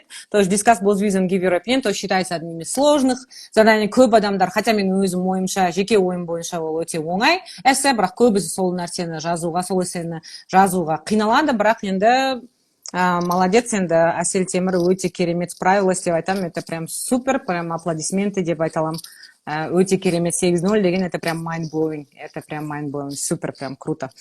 Енді басқа, в принципе, барлық сұрақтардың бәріне жауап берген сияқтымыз, иә? Мына жерде мүмкін біздің жаңағы оқырмандарымыз қазір отырған мүмкін, оларда сұрақ бар болуы мүмкін. Қазір қарап көрейік, иә? Так, Әсел Teacher супер дейді, сізге айтылып жатыр, маған емес. 8-0, вот дейді. Одан кейін мына жерде батыстың диалектісі ма, четко дейді. Батыс қой енді. Батыс есть батыс дегенсің ба? Одан кейін сізді бәрі көріп қуанып жатыр. Не деген жұмыс деп жатыр. Керемет деп жатыр. Мына жерде енді көбісі. Енді көбісі соңғы кіріп бәрінен озды дейді Елгай Teacher. Әселек мош деп жатыр Бану Teacherлар. Так, мына жерде бірге жұмыс жасағанбыз, керемет адам деп жатыр сізді. Кім екен бірге жұмыс жасаған? Білмеймін, өзіңізді қарап көріңізші, мен білмейді екен, мен танымайды екен. Так, not my circus, not my monkey деген бар ғой, monkey. Мен өзім шәкірттерімнің ғана переживаю, потому что мне нужны их деньги, а им нужны мои мозги дегендей. Поэтому я только забочусь о своих только студентах дегендей. Поэтому басқаларды енді білмеймін, өзіңіз қарап шығарсыз кім екен. О, привет, дейді, это Гульмира, мы вместе учились у кого-то, дейді, мына жерде сізді айтып жатыр. Привет деп жатыр. В общем, барлық құттықтап жатыр сізге. Так, Жанна Teacherдің сабағынан кіріп, сіздерге кіріп жатырмын дейді, бәрі құттықтап жатыр сізді, керемет, күшті, супер, amazing дейді. Сіз дейді, эссе жазатын алдын біраз материал оқып, идея аласыз ба, әлде сразу жаза бересіз бе дейді. Басында бірінші идея іздеу нетінен, тоже ол навык қой, генерация идея сходу сен жаза алу.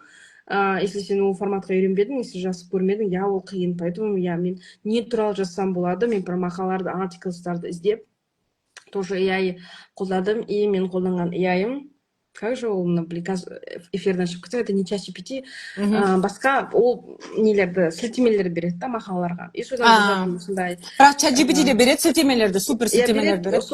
Бірақ мен когда бастаған кезде әлі ондай функциясы болмаған үшін perplexity иә иә. соны қолданатын ол жазып береді маған мақалаларды береді кіремін сосын солардың не істеп ойланып бір идеяны жинап потом жазатынмын а дальше уже экзаменге жақындағанда уже түсінесің сен барған кезде ол сенде қолында чат GPT болмайды дым болмайды сен ешкімнен сұрай алмайсың и уже айтатын болды енді мына неден айырылу керек бұл неден сүттен емшектен айырылу керек потому что ана жақта отырғанда саған ешкім көмектеспейді тек қана миың көмектеседі ғой иә тек мен не жазсам болады еще әсел серіктің айтатын самый тупой идеяны әдемі қылып доказать етуге болады самый простой вообще усложнять етіп қажеті жоқ супер идея қажеті жоқ не ойыңа келді соны жазу керек и мен отырамын тоже басында тоже когда чат все уже қолданбаймын AI-ды қолданбаймын дегенде мен отырдым 15 минут аха қандай жазсам екен потом уақыт сокращается етеді уже минутқа да кіріп бастадым аха даже емтиханда отырған кезде мен ойладым блин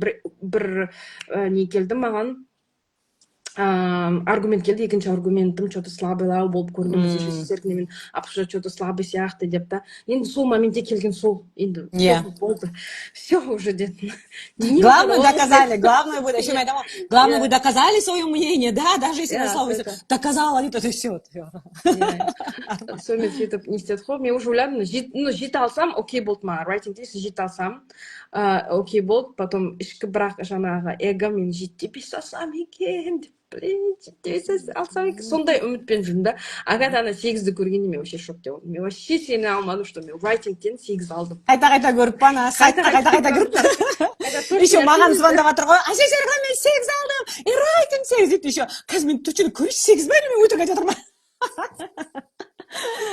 қайта көріп дегенде это же вот но это круто когда ты не ожидаешь когда ты ожидаешь мен 8 алам деп баратын болсаңыз может быть сізге бермес еді да ол 8-ді а когда ты не ожидаешь тебе супер результат и прям оның бақыты да сезімі де өте өзгеше иә так мына жерде райтинг тәсілі қандай келді деп ол сұраққа жауап бердік біз уже сіз General English барлық деңгейін оқып аяқтап одан кейін IELTS-қа дайындалдыңыз ба дейді енді ол сұраққа да жауап бердік T1-дамын әлі оқып жатырмыз C2 бар әлі дамып жатырмыз қыздареки так дайындыққа барлығы қанша уақыт кетті дейді ол в принципе ол сұраққа да жауап бердік басында иә в общем қанша уақыт кетті әсел в общем 10 ай кетті примерно 10 ай кетті ғой енді плюс-минус қанша уақыт дайындыққа арнадыңыз күнделікті дейді Айнұр ханым сұрақ қойып жатыр так басында менде қанша уақыт болды соны жасадым мен бір күн reading-то отдельно listening-то отдельно ананы отдельно мынаны отдельно потом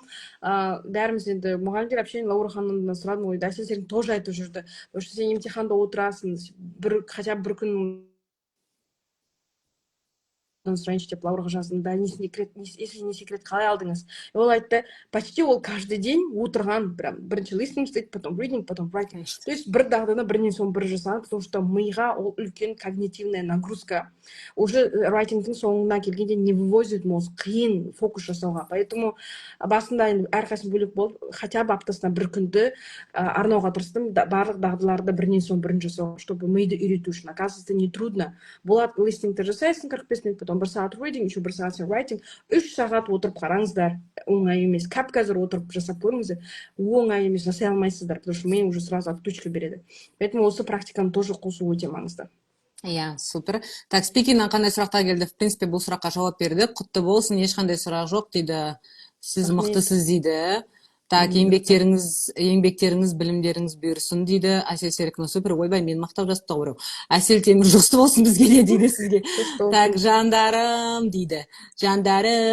бізде арайлым ханым жазып жатыр так кешіріңіз дейді мынандай сұрақ дейді ағылшынша сөйлеп кету үшін қандай ақыл кеңес берер едіңіз окей самый соңғы сұрақ ағылшынша сөйлеп кету үшін не істейміз дейді жаңадан бері в принципе айттық біз не істеу керек екенін иә бірақ сонда да иә ол да тоже андай сұрақ емес та типа мне мынаны жаса сен точно сөйлеп кетесің деген ондай жауап жоқ та барлығы спикингке байланысты даже мен вебинар өткіздім спикинг туралы оқушыларға listening тот же reading Но listening, мне кажется, көбірек үлесі бар, потому что сен сұраққа дұрыстап жауап беру үшін офф топик емес. Сен бірінші оны құлақпен тыңдап, естіп, түсіне алуың керексің. Значит, сенде listening практика өте жоғары болу керек, чтобы speaking дамыту үшін.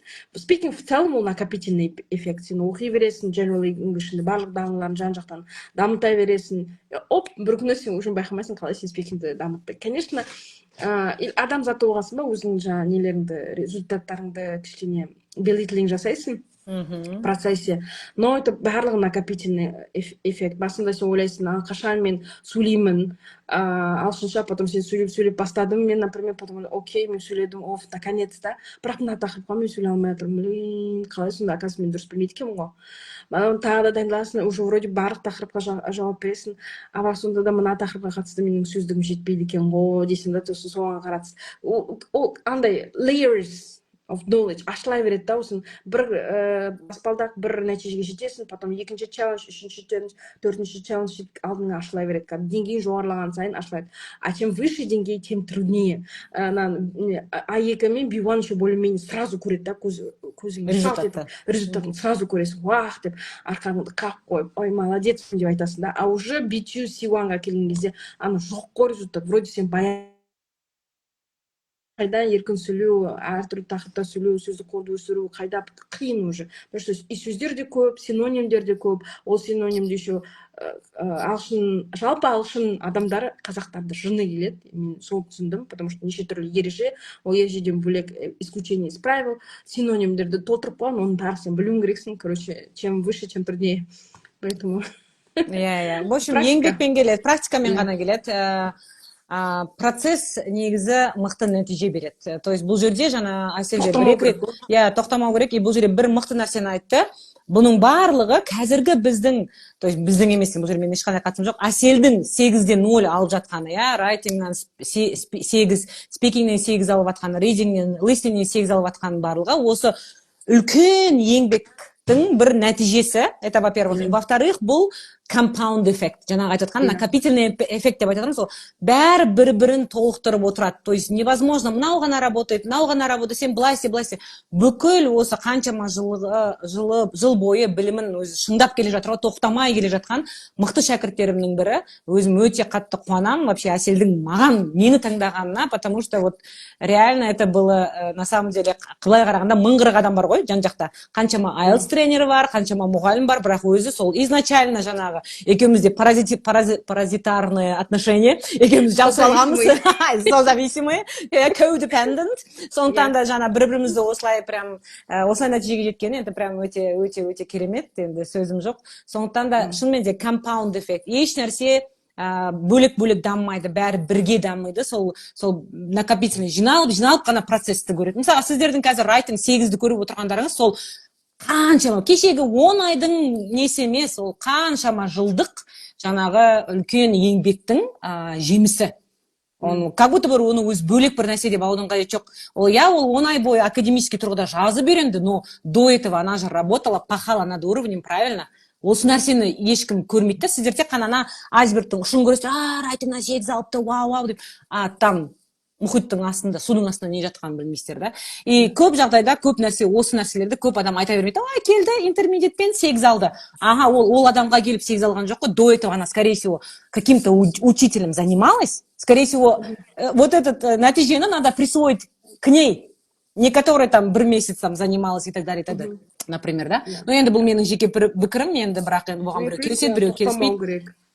Толықтамау керек, дұрыс айтасыз. Тоқтамау керек, бастадыңыз ба? Все до конца, потому что бір тоқтайсыз, бір пауза, 2-3 ай демала тұрайыншы, оқымай қойыншы, шаршадым десең, все, сізде уже бір шаг вперед жасаңыз не керек, 2 шаг назад жасайсыз да. Бастадыңыз ба ағылшынды оқып, уже қою керек та, ойбай, қиын бір нәрсе, анау жоқ, уақыт жоқ, ақша жоқ, энергия жоқ, тағы бір нәрсе жоқ. Егер сол жолды таңдағанда до конца кету керек, потому что орыстарда мақал бар ғой, капля точит камень деген, да, то есть тамшы формасын өзгереді, тастың, вроде бы қап-қатты нәрсе тастың өзгереді. Ол желеп, степ бай степ, ақыры өзіңіз арманыңдағы нәтижеге жетесіз. Просто тоқтамау керек та. Сіз уже чуть-чуть уже жақындап қалыңыз, вот уже нәтиже көрейін деп жатқанда, қоштым, результат жоқ деп шығып кетесің, мұғалім вообще маған результат бермейді деп. шығып кетесіз да, потом басқа қараған уақыт өткізесіз мұғалімді іздеп. Хотя бір адаммен көру керек та, до конца оған шанс беру керек. Потому что біріншіден әркімнің миы әртүрлі. Я біреу сразу там памяти күшті фотографически жатталады, біреуде там спикингке, біреуде ability бар. Но мен сенемін, ability бар ма жоқ па, бәрібір сен ағылшын тілін үйрене аласың, просто уақыт әркімде әртүрлі кетуі мүмкін. Біреуде 3 ай, біреуде 4 ай, там не знаю, 2 жыл, 3 жыл. Ну, соны біле тұрып, жайлап тоқтамай қозғала беру керек, үйрене беру, жаттана беру керек, мұғаліммен жұмыс жасайды. Вообще тоқтамау керек, если результат керек болса. Бір ай пауза алдыңыз ба, все уже Деградация. иә. Деградация бұл жерде тоже бір Әселдің бір мықтылығы деп айтам, табандылығы, еңбекқорлығы, прям енді, не знаю, 4 баламен, ата енемен тұрып, я не знаю, мен ондай нәрсе істей алмаймын. 2 баланың өзіне әрең қарап жүрген адаммын, ата енемен тұрмазамда шашылып жүрген адаммын, не знаю. Сондықтан для меня енді шынымен де это героизм, шынымен де на самом деле. Қазіргі современный жаңағы мирдің геройлары деп айтсам болады, Әсел сияқты осындай керемет қыздарды, сондықтан да прям супер, молодец деп айтқым келеді. Сонымен тағы да бір нәрсе, шынымен де жаңа тоқтамау керек деп айтып жатыр. Бұл жерде шынымен де тоқтамау керек. Өйткені, егер сен тоқтасаң, мысалы, Әселде мысалы құлай салуына болады, жыламаған күндері болмады ма? Болды, мен барлық студенттерім жылап шыққан негізі. Мен олар жылатамын деп айтпаймын, мен сөзім өтіп кетеді да, просто жылатқым келіп жылатпаймын ғой, мен оны жек көріп үшін ұрыспаймын ғой. Ұрысқанда енді жай сәл бірінші күліп айтасың, одан кейін тағы да күліп айтасың, үшінші рет уже серьезно айтасың, төртінші рет айтқанда қаттылау айтасың, бесінші рет айтқан кезде бітті ғой, уже сүйегінен өткізіп айтпасың. Өйткені басқаша әсер етпейді да мысалға. Сондықтан или әсер етсе де оны мән бермеуі мүмкін. Сол кезде ғана мән бере бастайды ғой. И соны айтады, өзі айтады, мен қанша рет мысалы Әсел тастап кету ойында болмады дейсіздер ма? Болды. Любой менің шәкірттерім кіммен сөйлесеңіз де болды деп айтады. Шынымен де ой. Бірақ ол неге тастамайды? Өйткені ол алдыңғы өзінің шешіміне жаңағындай преданность да. То есть ол қаншама жасаған еңбекті ол жоя салуына 1 минутта ғой мысалға. Поэтому енді бұл жағынан енді супер. Так, не істемедім десеңізші дейді мына жерде Арайлым. Сосын айтады, Кембриджден дайындалған кейбір сұрақтар келеді ма дейді сізден? Кембридж тексттерді айтып отыр ғой, Кембридж тест. Reading жоқ, точно. Ұқсас, басқаша келеді, дәл сол темалар келеді. Дәл сол тақырыптар, там, не знаю, экология баз, deforestation, там, не знаю, psychology бәрі келеді, но басқаша болып келеді, иә. Спикингдер ешқашан қайталанбайды. Сразу айтайын, Кембридж тесттегі ұқсастар келуі мүмкін, ұқсастар ғана келеді. Сіз ешқашанда спикингге 100% дайын бола алмайсыз. Мен мысалға Әселдер тапсыратын кезде 100 сұрақты беріп қоямын. Алдын ала сол 100 сұрақты дайындаңдар, coverите деп айтам. И вот сол 100 сұрақтың қайсысы келетінін сіз білмейсіз. Сондай. Поэтому оған 100% дайын бола алмайсыз. Тек қана сіздің деңгейіңіз және сөздік қорыңыз, кругозорыңыз ғана сізге әсер етеді. Жақсы балды алып шығу. В принципе, рахмет сіздерге деп жазып жатыр мына жерде, керемет деп. Поэтому құтты болсын деп жатыр. Сондықтан да енді біраз сұраққа жауап бердік деген ойдамыз. Енді егер де қандай сұрақтар болатын болса, ары қарай жазарсыздар. Егер де қандай да бір түйін болса, ойларыңызда тоже міндетті түрде мына прямой эфирде, надеюсь, сақтай алам деп ойлаймын, сақтауға тырысамын. Одан кейін, егер де біз осы writing task туралы, сонымен қатар мүмкін, егер осы тақырып қызығырақ болатын болса, мүмкін бір какой-то бір Zoom встречада жасап жіберерміз. Енді білмеймін, оны айта алмаймын, бола ма, болмай ма, енді бәрімізде жаңағы өтте бизи адамдарымыз, сонтандай мүмкін болады, сөйтіп мүмкін біз ютубта прям жариялаймыз полностью, қандай тақырып түскен, қалай жазған, қандай аргументтер келтіргені, қалай болған, солар туралы мүмкін айтып берерміз. Енді білмеймін, ол енді уақыттың еншісінде. Сол, Әсел, сізді тағы да құттықтаймын. Алға баса беріңіз. Горжусь, люблю, обожаю. Сіз сияқты осындай керемет әріптес кездестіргеніме, шәкіртім болғанына өте қатты қуанамын. Досымдай болып кеткенсіз, даже менің туысқандарымнан да артық болып кеткенсіз. Сізді туысқандарымнан қарағанда көптеу көремін, даже. Өзім мамам папамды соны көрмесем де сіздерді күнде көрем. Сондықтан да Құдай қаласа жемісін көре беріңіздер. Оқушыларыңызға да жұғысты болсын, Құдай қаласа. Мықты осындай нәтижелер көрсете берсін, Құдай қаласа. Аумин. Сол күнге жете берейік, сәттілік. Сізге де writing тесттен 8 деп алатын writing-тан. Кім екен енді сол екінші адам кім екен? Жолдасым. иә Kopratамын да, бірақ ар жағы түбі жеңіл дейді. иә түбі жеңіл иә рахмет сізге осынша уақытты бөліп осылай өзіңіздің тәжірибеңізбен бөліскеніңізге. Енді бұл это шынымен де лайфхаки на миллион, күнде айтыла беретін әңгіме емес. Осы прямой эфирді көріп те өздеріңізге көп нәрсе алды, инсайттар алды деген үміттеміз. Алға баса беріңіздер, мықты осындай шәкірттеріңіз көп бола берсін. Өйстіп ырза болып мен сияқты мен деген бір апта бойы күліп жүрген шығармыз. Ұрысқым келсе де күліп жүремін ғой. Басқа сабақтарым болып отыр, течемәсіз деп күліп. Әселге бір нәрсе істедім, күліп жатамын да ұрысқым келсе де. Сондықтан да Омар бар настроение. Иә, өте Омар да қосылып жатыр. Шынымен де Омар да бар, мықты результаттар көрсетті. Енді Омардың оқиғасы өте керемет. Оны бір күні тоже айтып беремін. Сондықтан да құтты болсын, жұғысты болсын. Бұл тек қана шыңдарыңыздың тек қана басы ғана болсын. Келесі мықты жаңалықтар Құдай қаласа Англиядан көрейін, Америкадан көрейін сізді. Тілектеспін. Иә, Құдай қаласа сол күндерге жете берейік. Рахмет, аумин. Yeah, рахмет, сау болыңыздар, бай. See you. Так, енді мұнаны қалай сақтайды десеңізші, енді көреміз қазір. Қалай бітіретін еді мынаны, я вообще не помню. Прямой эфирге шықпа қалды. Ага, да,